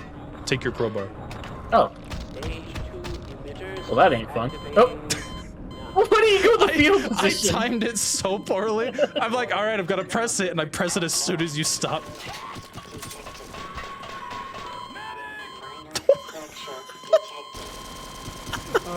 If you've ever played Half-Life 1 on Sven, you'll know that they've added some extra enemies and enemy spawns to the campaign to make the game a bit harder, compensating for multiple players. They've also balanced a bit by adjusting the weapon output. The shotgun in particular was especially meaty, able to one-shot a Vortigon from a decent distance away, even with the difficulty set to hard.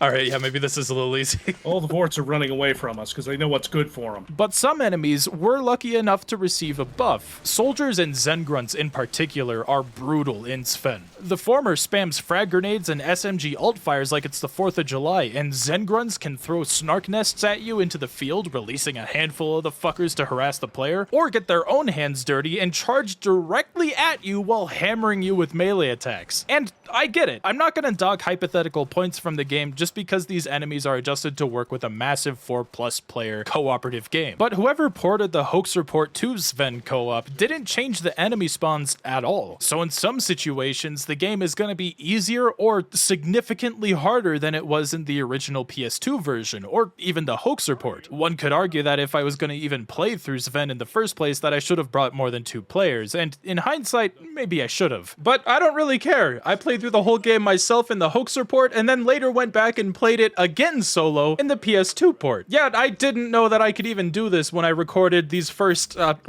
playthroughs of the game, and is actually one of the reasons why I had to delay this video several times. The, at the time, last-minute decision to play the original PS2 release on my own led to a lot of discoveries that I wanted to share in this video, and I mean, this is Half-Life. I love this series to death, and I want to include as much information as I can. Playing the game solo through either of these methods both aren't ideal. You're basically playing through the entire game twice for a single run because the character that you're not controlling doesn't have any pathfinding. So once you get one of the players to where they need to go, you tap the select key on the PS2 controller to swap over to the other character, and then guide them through the map, which likely has no more enemies left in it because your other player killed all of them. Just about every level in Decay follows this formula, but not all of them. There are a couple of them where you're only required to have one player finish, but your AI companion can only defend itself with weapons that it decides that it wants to use, effectively acting as a random stationary turret that protects the player. Sometimes this means that you'll hear them blast away a headcrab with a double-barrel shotgun blast, and other times they'll just pull out their crowbar because I don't know. Most of the time, this is harmless, if not comical. But as soon as you get the rocket launcher at the end of the game, I hope you're ready for your companion to just waste all of its ammo. By the way, if you have any interest in playing Half-Life Decay solo, go follow Half-Life Decay Solo Mission. It's a whole mod dedicated to rebuilding the whole Half-Life Decay campaign to be fit for a single player. It seems like a really promising project. I've been following it for a while, and you should too. Still, I think I prefer this over Sven Co-op's updated weapons. And before anyone tries to tell me that I could just type in MP_classic mode 1 at the console, I tried that, and I was only able to get it to work when playing base Half-Life 1. Maybe there's some parameters that are set in this modded port of Decay, I'm not sure. That's not to say that I hated these weapons. It actually made for a lot of good fun playing these co-op, and I'll make sure to keep an icon at the top left of your screen so you know who I'm playing with when you're looking at that cooperative footage. You won't need to worry about whose perspective you're seeing. I didn't ask any of my friends to record their screens because I thought I would have enough perspectives on my own, except for Civvy. He offered to, and I didn't say no, so specifically with my recordings with Civvy, whoever's logo you see at the top left of the screen that's in front of the others is whose footage you're looking at. I can see myself through your eyes! Dr. Cross and Dr. Green, you are required in the Anomalous Materials Operations Center.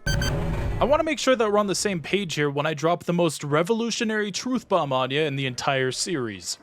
Half-Life Decay doesn't start with a tram sequence. Crazy, I know. Given that they had to lock Gordon's position in the tram in the single-player campaign, this was definitely due to system limitations. If they couldn't have a single-player run around this train rendering things off-screen, then rendering it twice per player probably would have turned the console into a nuclear bomb. Obviously, this is the reason why nobody talks about the game today. Before anyone takes that point seriously, Half-Life Alyx doesn't start with a train either, and I think that game was fantastic. I didn't cry at all at the ending. No sir, not me. Our protagonists, Dr. Gina Cross and Dr. Colette Green, begin the game already suited up in their HEVs, which are thought to be the same ones that belong to the two empty charging bays that Gordon's HEV suit was in between. And I'm pretty sure that this is all but confirmed at this point, at least when it comes to the Gearbox universe. So I guess today is the big day, huh? The big guy was pretty excited when he came in earlier. He was talking about the new guy, Dr. Freeman. I just hope everything goes well today. Hey, no one tell him. It'll be a surprise. I love his pre-G-Man is a dimension-hopping alien dialogue. Oh, I'll get the door for you. They should be able to get you back into the security database in the next room. Why do I need to be back in the database? Oh, right, the system crashed. Get in the box. I'll start the procedure. Take cover! Not to worry. I can re-register you at this station. Step into the booth one at a time, and I'll start the procedure. Please be still during the procedure. Don't worry, Dr. Cross. It should only take a few moments. Not to worry, my friend. I, Dr. Gina Cross, am respectful of your strange yellow biometric scanner. Might want to put some padding up for Dr. Green, though. Is this all insured? Just making sure. Oh, no! Get me out! Get me out! I'm moving around during the scan. Fuck the police. I take it back. Wiggling around in the scanner doesn't make it take any longer, so I don't care. This isn't the scanner from Doom 3. Dude, look at this cool transformer. Bro, fuck yeah. That's not a transformer. That's a white man. Wait. Oh, you are slanted. Ah, hello, doctors. It's nice to see someone is on time today. Dr. Freeman is running late. Again. Honestly, I do not understand what Klinus sees in that boy. Mr. Armstrong, please, you don't understand. He's really good at pushing things into holes. This is Dr. Keller, and if you recognize his voice, it probably means you're a fucking weeb! I can use this console to transmit directly to your suit's audio system. And bringing with it terror and destruction as it moves to satisfy its never-ending hunger for one thing, Dragon Ball. Almost everything important about this guy is shown to us in the first few minutes that we meet him. He's a by-the-books bureaucrat who cares more about following the chain of command than he does the safety and human cost of it all, making a perfect counter for Dr. Rosenberg returning from Blue Shift and planting the seeds for a bit of conflict between these two heads of Black Mesa, at least before the writing team remembered, oh right, Dr. Rosenberg does this thing at the end of Blue Shift, better write him out of the story and not take that plot point anywhere, but it does at least show that Rosenberg has a reasonable head on his shoulders. Was quite The administrator is a bureaucrat, not a scientist. I did not designed this equipment to be run at such high intensity. This is not your decision. Now, if you wish to stay and monitor the experiment, so be it. Otherwise, you can go back to your little labs over by the train yard. It made perfect sense to me that this man was one of the few people able to escape Black Mesa by the end. Spoilers for Blue Shift. What are you doing here if you haven't played Blue Shift? Having these two NPCs guide the player around through the game is a breath of fresh air after playing Opposing Force in Blue Shift, but I'm not gonna say that Dr. Keller is too deep of a character. For most of the game, he just acts as our guy in the chair, operating behind the seat.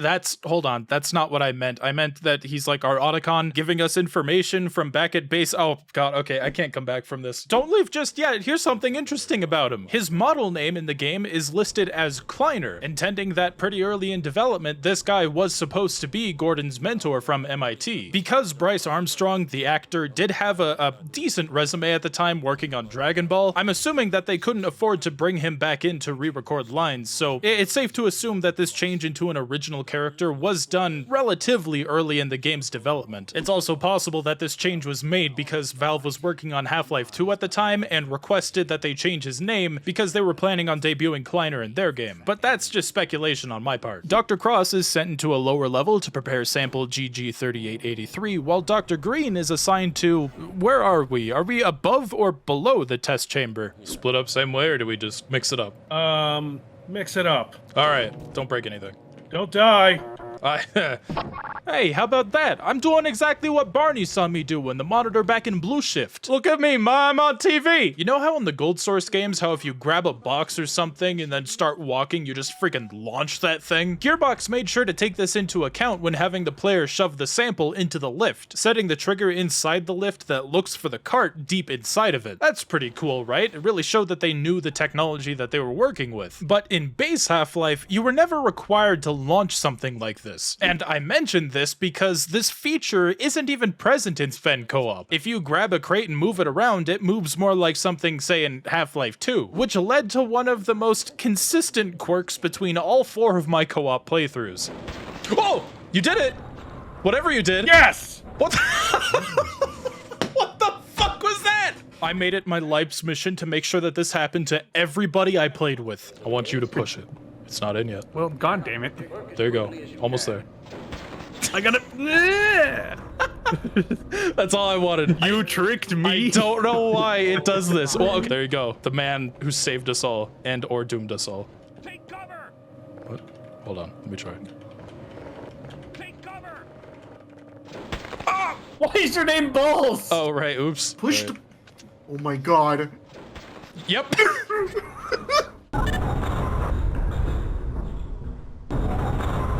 No, theoretically, this is impossible. Theoretically, shit's broke. Something must be jammed. See if there's anything interfering with the lift machinery in the test chamber below. I'll continue trying to operate the lift from here.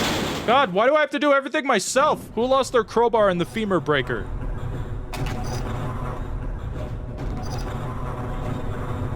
I mean, it is supposed to go up and down phallically, but that's all technology, really. Oh dear.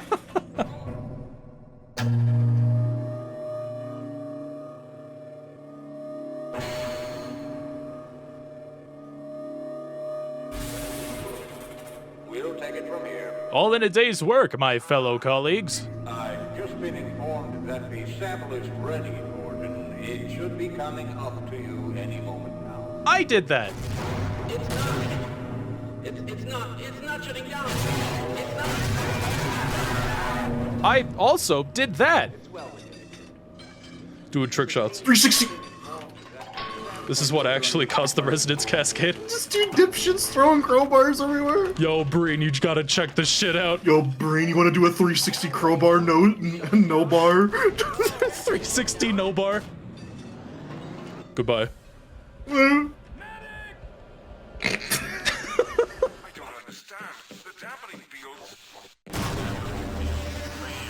In my defense, I only turned it up to 80% like I'm supposed to. Good luck taking me to court, dumbass. Alright, now that I'm done deflecting the blame off of myself, guys, we don't have time to argue about who was to blame. We need to do what every GoldSRC Half-Life game is all about and get out of this concrete casket of a missile base. We can have soldiers here in 2 hours who I don't think that's a good idea, Mr. St. John. From here on out, it's just another Half-Life game where you know exactly what to expect. You know that you'll be grabbing the same weapons at a slightly slower pace as you're introduced to the same enemy types for the next couple of hours until those gray credits roll over a pitch black background. It's kind of similar to Blue Shift in that regard, in that it's pretty average. But as a Half-Life fan, though, the story and premise feels almost like an official love letter to the fans, expanding on its universe in a way that ties up a couple of loose ends from the original story, though that's not to say that it doesn't create a couple plot holes of its own.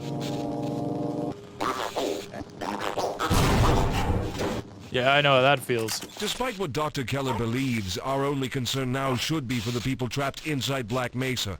Ooh, conflicting philosophies. Once they know what's going on, I'm confident they'll immediately send the military in to rescue us. There's an elevator nearby that will take us up to where we need to go. Follow me. You know, when I mentioned on Twitter that I was gonna play through the Hoaxer port primarily for this video, I was told by a couple of folks to play through the PS2 original because the level designs were apparently not faithful. That's almost solely why I decided to play through it here. And yeah, those folks aren't technically wrong. The beginning of Chapter 2 has some boxes that drop batteries and ammo in the PC mod that aren't here in the original, but that's all I've got for Chapter 2 anyway. And now it's up to me to beat Gordon's record. He's had it good for too long. I could use a refresher on this one. That's coherent. You're I smart. fixed it. Wall.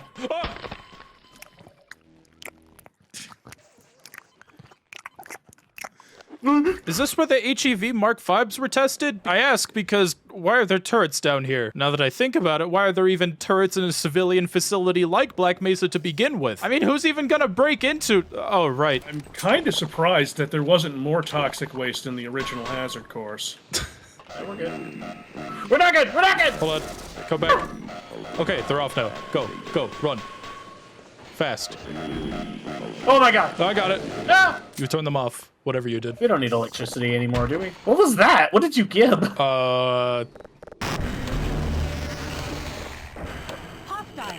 You can talk? Over here. Be careful. As long as those sentry guns are active, it's suicide to go out there. But it is the only way to the surface. You're going to have to destroy them.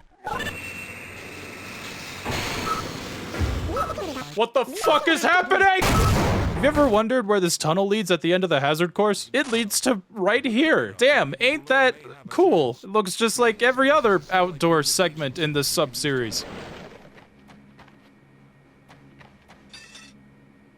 Where'd it go? Okay. Why do you throw it so softly, and why do I throw it so hard? I don't know. G-Man's got the forearm strike. Apparently. Someone at Black Mesa actually followed proper protocol and locked the front door to this satellite uplink. And wouldn't you know it, Dr. Rosenberg doesn't have a key, so we're sent the long way around the facility to get this door open for the guy. I'll wait here. The way is too dangerous for me, but you'll be protected by the hazard suits. Alright, maybe he's not as smart as he looks if he thinks that we can just leave him here without protection outdoors. You might think that one of the players would need to stay behind here and protect Mr. St. John, but no, both of us are needed downstairs because we've got a different cooperative puzzle to do. Alright, I think I understand this puzzle.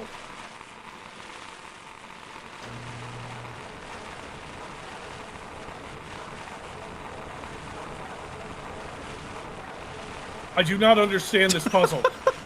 And I have to call that one back. And then... Whoop. Okay, that does something. Send it back. This one might send a small one. There we go. All right, it's perfectly civvy-sized. There will be no ill effects from being this close to toxic waste. Not at all. If Fallout has taught me anything, it's, I'm wearing boots. I saw that on Twitter that you would play Fallout 1. I'm so sorry. Ah, you made it. The control room is just up the stairs. Quick, come with me. My man should really upgrade from tank controls. We're not done here just yet, though. On the way to the building, we stopped by a valve connected to a relay tower. This thing didn't work if we tried to use it before, but now that we've gotten Dr. Rosenberg up to the satellite uplink, one of us has to go down and spin the thing so that we could actually send this message out. With a bit of foresight, one of the players could probably book it right back to this room after the toxic sludge room and skip a whole wave of Vortigons that spawn outside. You know what? I don't think Dr. Rosenberg is an idiot. I think he was able to hold off off all those Vortigons from spawning from sheer willpower alone. That, my friends, is the power of a threat of a cease and desist.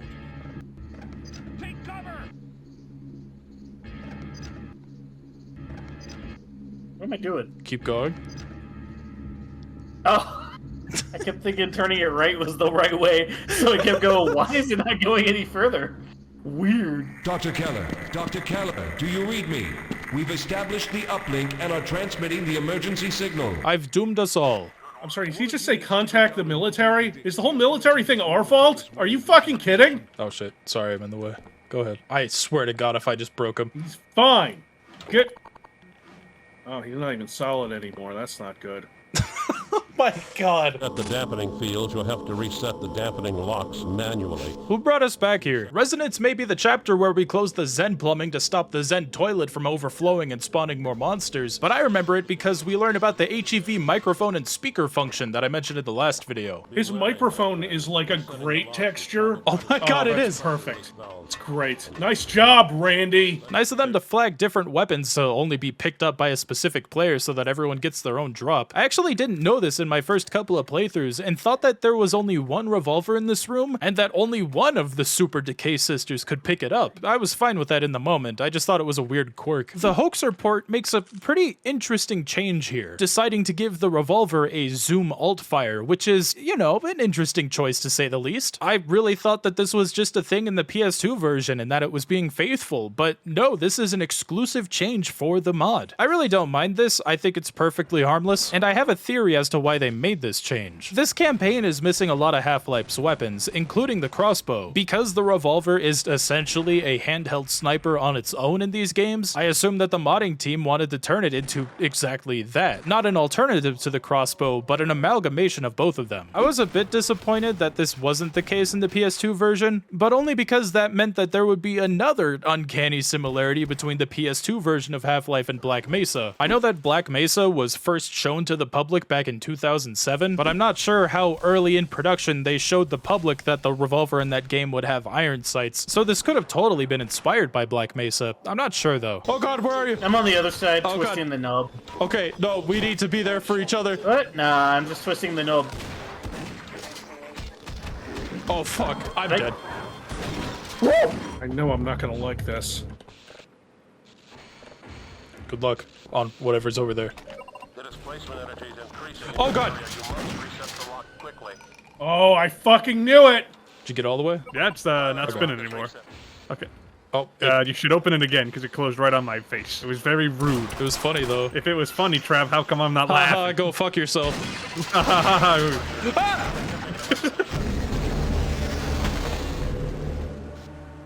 did it.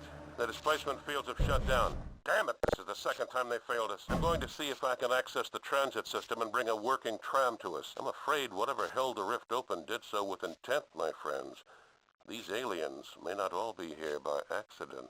Mission succeeded, but also failed. I mean, that's a great way to sum up this series. So Keller's plan to close the Zen plumbing predictably fails. I mean, this is a Half-Life game. We're not allowed to have happy endings. So for plan B, we're sent down into Black Mesa's dormitories to find a security guard. Literally any security guard, because every single one of them, for some reason, has the all-clear codes to launch the delivery rocket that we launched back in Honor Rail. If you ever wanted to know what that thing's purpose was, well, I guess Half-Life Decay finally has the answer for you. Its payload will help with something Keller is calling a resonance reversal, whatever that means. I imagine it's similar to sound waves of opposite frequencies colliding with each other to cancel out the noise. If that's the case, I think we're sending noise-canceling headphones into the stratosphere to save the planet. Now, were these ones sponsored by Raycon? Because that would explain where Black Mesa got their budget from. With a premise like this, I'd expect the chapter's title to be a badass term from rocket science. Something fitting to the Half-Life brand. Dude's got a dent in his head. He does. Like, I commented on it earlier, but I feel kind of bad. I mean, is that... Oh, see, I thought you were talking about his square jawline. No, it's a dent. That is domestic violence. Oh my God!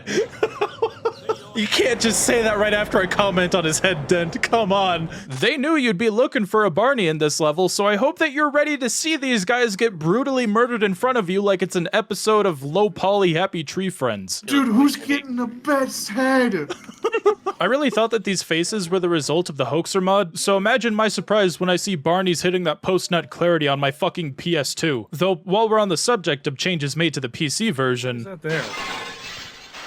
Sequence complete? It didn't say sequence complete to me, it said 2 more to go. What? What? I threw a grenade into a vent and I got that pop-up. I'm seeing a pop-up for PlayStation controls. What? What? Yeah, I didn't know the significance of this when I played through this game with really everyone you've seen in this video. If you're familiar with Decay, you probably know about the Vortigon bonus mission at the end of this. What Civvy discovered here is part of a larger, borderline Easter egg-like secret hunt that the modding team incorporated into the game as a substitute for unlocking this bonus mission early. No, you don't plug in a PlayStation controller to input these codes. We actually find a secret that reveals a giant PlayStation controller in the wall. All of this is original to the hoax report. I've seen some people think that this was just how it was in the original game. It's not, and everything that follows with this secret is original here. But it's still really cool, and I'll talk about it once we get to that Zen bonus mission. Hey, do you remember when Barney found that chum toad in his locker and he needed to shoot that box like 1,000,000 times to get it open? The bastards did it again with this one, and somehow a lot less people are talking about it. I wonder why. This Barney had snacks in him. This didn't make it into the hoax report for some reason. I'm confident that if they were able to find the code that lets you play Half-Life Uplink on this copy, then they probably found this and just didn't port it for whatever reason. Halfway through level 3, lots of civilian resistance. Target has not been acquired. You know, it totally slipped my mind that John St. John also voices some of the Marines in these Gearbox Half-Life games. If I didn't know any better, I'd say that Dr. Rosenberg is in cahoots with these guys, which makes sense. Why else would he would have called the military? I almost called them the police. I mean, same thing, kinda. Hey, John St. John 2, I'm such a fan. Want to see my bug collection?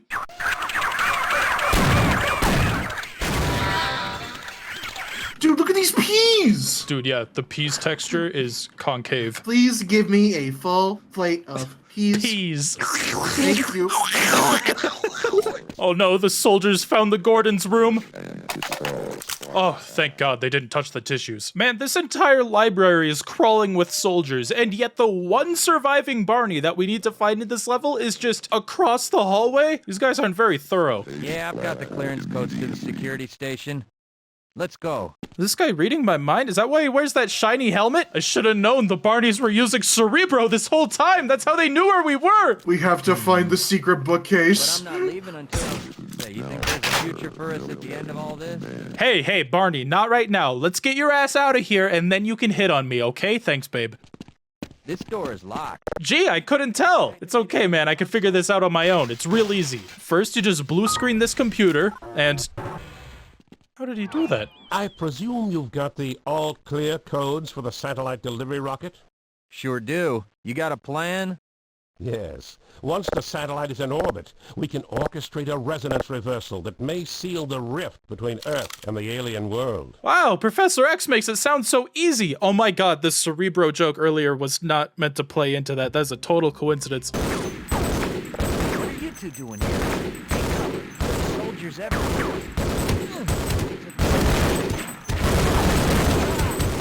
Please tell me that wasn't the Barney that I just spent the whole last level trying to rescue. I mean, it would be totally on brand if it was. Half-Life isn't above killing my friends in front of me, but it means a lot less when it's a Gearbox doing it. Don't mind me, I'm just admiring this Osprey from a distance, which, you know, I never have to worry about again because we're not gonna fight this thing, I swear. I'm not sure if these are oversights or a deliberate change by the modding team, but if we disregard the Easter egg in Chapter 5, then Code Green is the most drastically altered chapter when we compare the game to the PC mod. In the original, you can't break or even jump over this table until the Barney on the other side is killed. But on the PC mod, and especially in Sven, we're able to jump over it and even save the guy. But that's not even the most perplexing change made to this chapter, though this is exclusive to Sven co-op. So both players need to go into this elevator shaft so that they can make their way through the vents, watch another Barney die right in front of them, and then break these boxes so that they could get this door open. But the way back into the vents to get out of the elevator shaft is too low for both players to just jump up into, so one of them needs to act as a footstool so that the other player can make their way around, open the door, and then open the elevator doors so that both players can reconvene. The players aren't separated from each other for too long. It's a pretty standard co-op puzzle. But the first time I played this was on Sven co-op, and I'm not sure if it was a change made to the map geometry or if I can just simply jump higher, but you can jump right from this little ledge here up into the vent, basically nullifying that whole part part of the co-op puzzle. This is fine, I don't have a problem with this at all, but just imagine my confusion, where this solution of just jumping up into the vents is how I thought you were supposed to do this, and then going back and playing the hoaxer port, and just being stuck for the longest time because I had no idea I needed both players in there to get one of them out. In retrospect, I should have totally understood what to do. That little divot in the wall there basically just screams to have a player get on their knees and get stepped on. But like everyone who's wanted to step on me could tell you, I've always been pretty oblivious. Anyways, if you ever wanted to see how brutal the soldiers can be in Sven co-op, Code Green is probably the best example you're gonna get. Oh, these guys are really leaning into the grenades right now. Oh, I have a satchel. Oh my god! Think he shot a fucking SMG alt fire at me?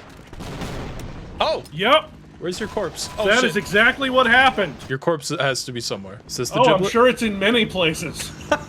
Shit. Wait, hold on. There was a checkpoint. Never mind. Okay, I know that none of you saw this coming, but I lied to you. This osprey is actually required to be killed because a grunt will not show up to open the doors to let us leave this area until we take it down, which does feel a little bit sloppy, but I think that's because this boss fight wasn't even intended for this stage for a good chunk of development. In fact, this level was basically a last-minute addition to the game because of last-minute story changes. Playing this fight in Sven gave me a bit of insight to what's going on here. If you shoot the rotors on the osprey, it actually dies faster. It's like it's a kind of weak point or something. Jesus! I got the helicopter. Holy shit! I used nothing but gun. It was actually very weak. And when that don't work, use more. Use more gun. Cost $200,000. Okay, so we were given the codes for the satellite override off screen, in between levels. But the only way to put them into the computer is if we're currently in lockdown. I'm assuming that they don't mean that the facility is under attack style lockdown, and more that it's like a airlock sort of deal, that security needs to be present for these codes to be input. But this is translated into the game by one of the players needing to activate lockdown on this computer outside of the room, while the other player is inside the room, keeping them separate so that the guy that's inside the room can activate the computer. You know, in movies when you see those guys use 2 keys to activate like the nuclear launch codes, I assume it's like that, which is really fitting considering where this facility ends up. It looks like the signal is coming online. Stand by. I'm getting the all-clear signal. You've done it. Okay, can we get this on a rail, please? Thank you. What the fuck that was? That was... Oh, good. Right into a sewer. Do you think he sees that too? This stage has a small series of secrets that I think really take advantage of the level-to-level structure that this game has. There's 3 sets of explosive barrels scattered around the map that can be pushed to a nearby hole in the wall that can be blown open for loot. Oh wait, did I say 3? I meant to say 2. The last barrel doesn't open anything. I think it's just here to kill this soldier.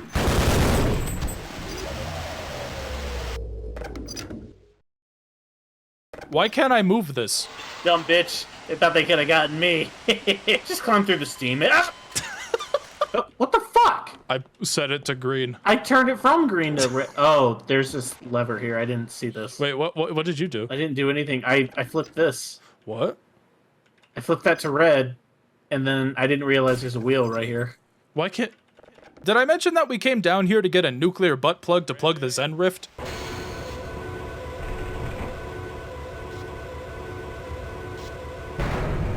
Or not. We'll need to work quickly as we're running out of time. I'm sorry, sir, the plug is stuck and I can't afford another trip to the ER.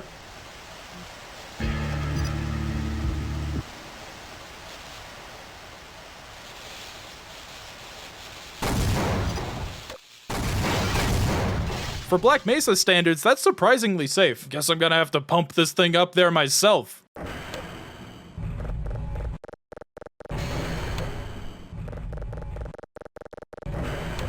This game was so ahead of its time. My equipment tells me that the displacement beacon is up and in working order. Good job. Come upstairs to Gamma Labs. We haven't much time. Oh, I know the Gamma Labs. That's where the Hulk got his powers. Up those stairs, you can access the alien quarantine labs. I fear that the scientists working there may have been overcome by the very creatures they were studying. Remember when this guy sounded like he was having an epiphany when he asked the aliens might not be here by accident? How could he say that and still know about the alien quarantine labs? It is literally in the name. We need you to get inside those labs and activate a beam matrix which powers the displacement beacon.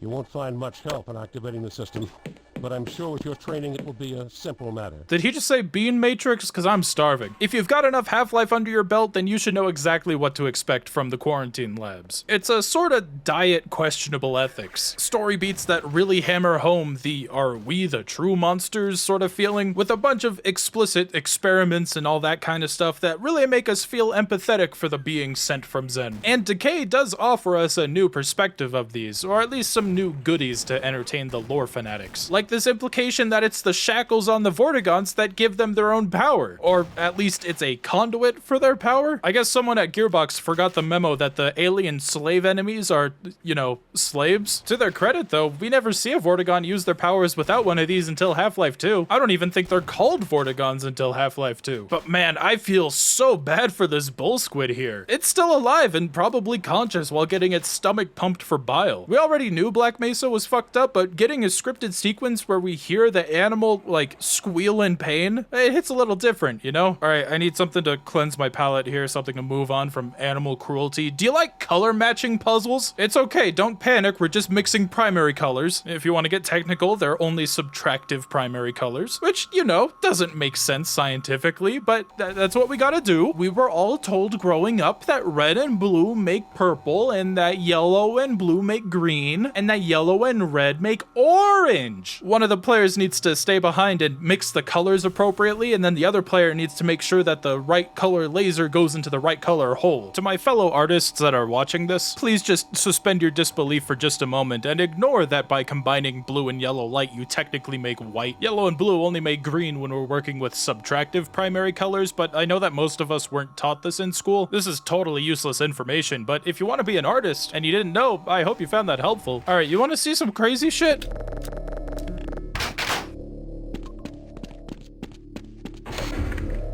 I'm gonna be totally honest when I say I had to look up a guide to figure this one out. If every other game in the Half-Life 1 quadrilogy has taught me anything, it's that the player needs to lead an NPC to interact with these terminals because we can't use them unless they're broken. Do you remember that list of clearances in the manual that we took a look at in the last video? I thought maybe that this was a hint that maybe Dr. Cross or Gina Gross or Green, Colette Green, could actually interact with these. That's not the case. And believe it or not, the part of the game that was supposed to tell you that you could interact with these was cut from the game, but they left this part in. If we go back and look at some really early footage of Half-Life Decay, you can see the scanners from the beginning of the game that each of the individual players needs to go into for Dr. Cross and Dr. Green, and there's a retinal scanner on the wall that the players are supposed to interact with. This was a deliberate deviation from the Half-Life chain of command to tell the player that, hey, you can interact with these in this campaign. The level was reworked and retooled, as all levels in video games are, and I guess someone thought, hey, yeah, we don't need this here, and took it out of the level without realizing that this was supposed to teach the player how to interact with one of these at the near end of the game. That is fucking hilarious. So we got the Bean Matrix up. I just said Bean Matrix again. Okay, first time I said it was on purpose, but that time I just got beans on the mind, I guess. We finally got the Beam Matrix up and running, and now we're ready to close that Zen rift with all that equipment and resources that we've amassed throughout the campaign. Not equipment for us though, aside from like the 2 weapons we've picked up along the way. Please ignore that the graphics actually look kind of presentable right now. I was playing Metal Gear Solid 2 and forgot to turn the downscaling back on, or upscaling back off. You know what I mean. Yo, that's the thing that GLaDOS puts you on at the end of the test chamber before you go on fire. That's the Twitch chat ride.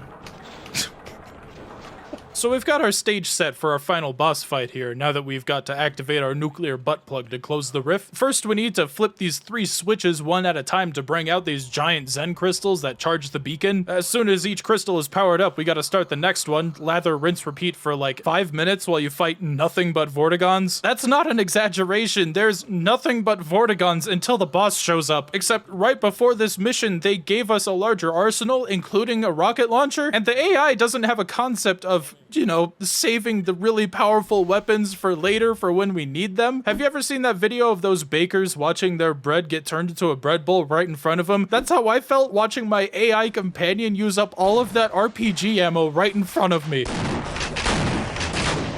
Wait a minute, the large thing was a fucking manta that drops other enemies? A single Zen grunt. It's amazing. This is great. There's something big coming.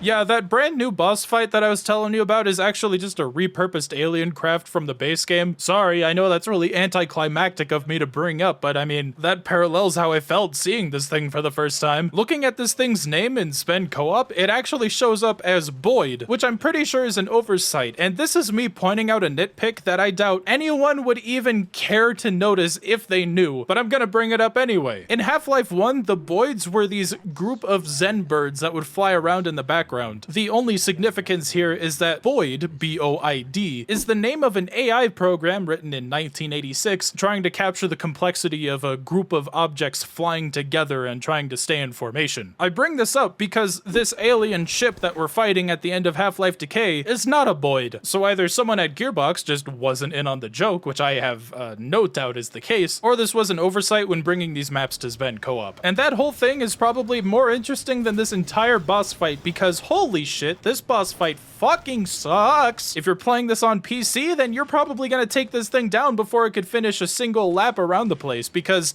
I don't know, its damage numbers are lower. Maybe it's because I have better aim, but I literally have lock-on on PS2, so I don't think that's the case. But in the original hardware, this thing is tanky as hell, which is especially a problem once you find out how this final encounter works. You might think that this is a protect the objective sort of mission. Make sure that the thing doesn't die from all the enemies shooting at it, but that's not what's happening here. The only thing that could damage the beacon is the giant ship that's flying around the map. Every time it completes a lap, it'll zap the beacon once, and if you let it do that 5 times, then that's a game over. But unless you fail this encounter multiple times, you're probably not even gonna find this out, which is exactly how I figured this out, with a little bit of accidental cheating from Sven Co-op, because I could just look at it and see how much health it has and then notice, hey look, it drops by 100 power every time the Boyd zaps it. What I'm trying to say is that I died to this thing a lot when I played it on the PS2.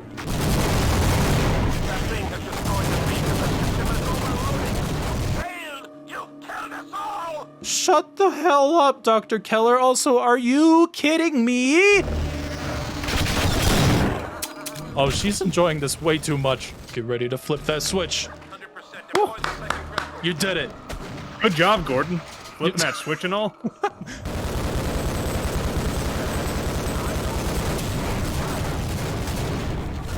It's not bad enough that the boss fight sucks, it's that you also have to wait 5 minutes through Vortigons to even fight it again if you die. Whatever, we killed it, and now we've got all the crystals up to 100%. Dr. Keller, it's time for you to hit that resonance reversal. I want to go home.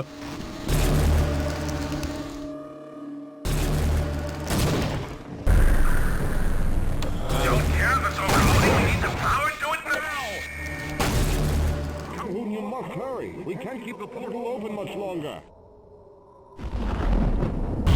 Wait, what the fuck is Calhoun doing here? Why did he just get impaled with a light beam? Was that us? Are we passing through him? Or more realistically, is that why he was stuck in some kind of harmonic flux at the end of Blue Shift? I guess that's kind of neat. Okay, for this moment I'm about to bring up, I'm actually really embarrassed at how much I like it, but after we're bumped back to Earth and see everything explode, the game does this cut to black right as the Zen crystals shatter, and there's just something about the timing of it and how it cuts off the audio that feels weirdly artsy, and I can't put my finger on it, but there's just something about the cut that I really love, and I hate how hard I'm thinking about something that was probably not even intentional.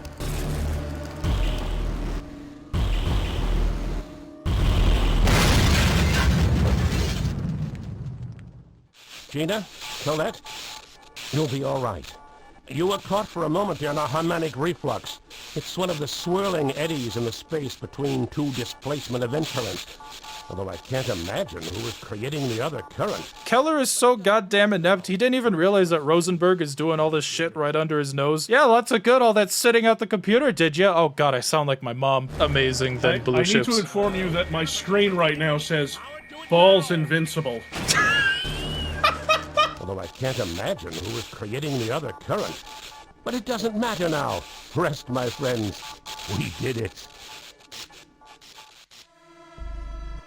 Yep, so that was Half-Life Decay, ending in a way that kind of explains why Adrian Shephard was exclusively fighting Race X beings after Gordon had already left for Zen. And you know what? Good for them. They actually tried and managed to succeed to close the portal here. Sure is nice of them to conveniently not talk about the place getting nuked right after. If I had to grade the game in some capacity, I'd say it's at least on par with Blue Shift, but when it comes to multiplayer and single-player games, both are approached with different game design philosophies that make it a bit hard for me to be critical here. My specialty is with single-player experiences, and a lot of my criticisms are less creative criticism and more so personal preference. But as a Half-Life fan, I really do think that it's worth your time just regarding what it adds to the canon and overall franchise, which I think today in the current year of 2023 is really the only reason that you should revisit that game today, unless you have some personal nostalgic connection to it. That said, we're not done quite yet. As you might recall me saying in this video, there's actually a 10th mission within Decay that is a little tricky to unlock. Both players need to A-rank each mission of the game. It doesn't matter if only one character has A-ranked it, they both need to. I remember reading somewhere that both players can get like 15 kills and that basically guarantees an A rank. Don't quote me on that though, because that's not how I unlocked it. By going into the input cheat code menu and then dividing up the Konami code between both controllers, you can unlock every mission in Decay to be played from the get-go, including this secret 10th mission. And when I say that you divide the Konami code between both players, you end up having player 1 press up twice and then player 2 presses down twice. You get the idea. This is where that elaborate secret is that I mentioned before that was added into the hoax report. By finding 3 sets of PlayStation button combinations hidden across the map and inputting them into that giant wall controller, a pair of displacement cannons from opposing force spawn on Gordon's bed, where using its alt-fire teleports you to an entirely unique segment where you follow a scripted zombie on its way through Black Mesa. If you kill the zombie, you completely break the sequence, so you gotta keep that in mind. But if you did everything correctly and follow this zombie as far as he can go, then the G-Man will walk by a glass door with another button combination trailing behind him, and entering that into the controller on the wall will unlock that final Vortigon mission without having to A-rank every stage. Now, if you're wondering why you can't just load into a map via console, Hoaxer thought of that, requiring you to finish the previous stages or else you're booted from the map about 5 seconds after loading into it, though you can get around this if you really wanted to by renaming the map files. Zen attacks, like Decay itself, is only just okay once you get past the novelty of it. Yeah, it's pretty cool that you get to play as a Vortigon, and they even come with their unique style of gameplay with a ranged attack and long-ranged attack that can vampire health from enemies regardless of which one you use to kill them with. This can turn the player into a melee fiend, letting you run right up to these soldiers and slap them in the nuts for a good HP refill. It has the potential to be a lot more fun, but the mission itself is kinda underwhelming. These 2 Vorts that we control actually have names, X-8973 and R-4913. The Half-Life and Portal Encyclopedia wiki mentions that light blue vent texture that you know from Office Complex, the same one that has the text Valve written on it, also has R-4913's name on it. But when I looked at the texture both in the original and PS2 releases, the texture says R-8146, which still is suspiciously close, but not the same. If anyone knows more about this that I'm just missing, please let me know. Regardless, even if this information is incorrect, that's probably more interesting than everything else in this level. This stage must have been part of a rejected Geico ad because it's so easy a caveman could do it. Oh, that's kind of relevant. Remember that Portal 2 ad that Geico did? I did not write that remembering that part. I wrote the caveman comparison because we're just here to collect rocks, specifically a Zen crystal to return back to the Nihilith. I mean, it's kinda neat that this also looks like the place where G-Man armed that nuke at the end of Opposing Force, but that could totally just be a coincidence. And if we just look at this as the final bonus mission as a fun way to cap off Half-Life for the PS2, yeah, that's pretty underwhelming, which is why I'm not ending it here just yet. By using your partner as a footstool to reach this ledge that you otherwise couldn't, you can find a cheat code printed on the wall that gives you access to Alien Mode, letting you play through the entire single-player campaign as a Vortigon. It is almost mind-boggling how much effort went into making this little side campaign variant work. I thought it was just gonna be as simple as, hey, here's a weapon swap, play through the whole game like this, but no, there's these little details that were changed and replaced that completely transformed the experience beyond just what you use to attack. Human characters speak in complete gibberish. You can't understand a lick of what they're saying.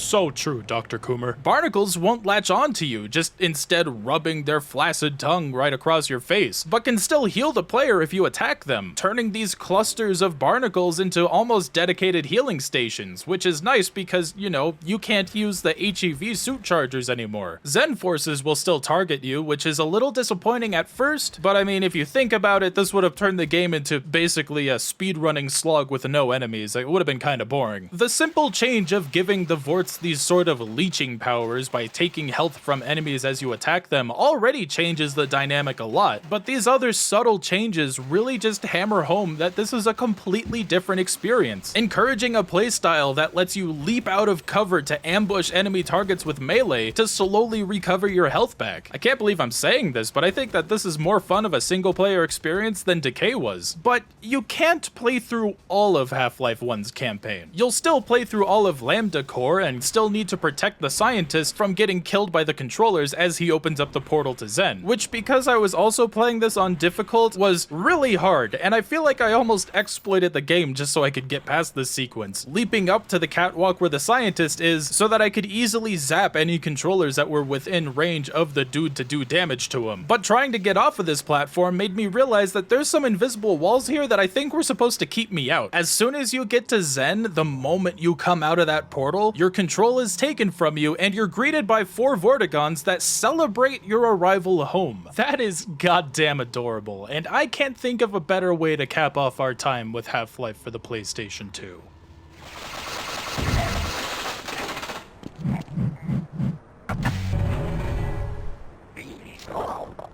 What the fuck?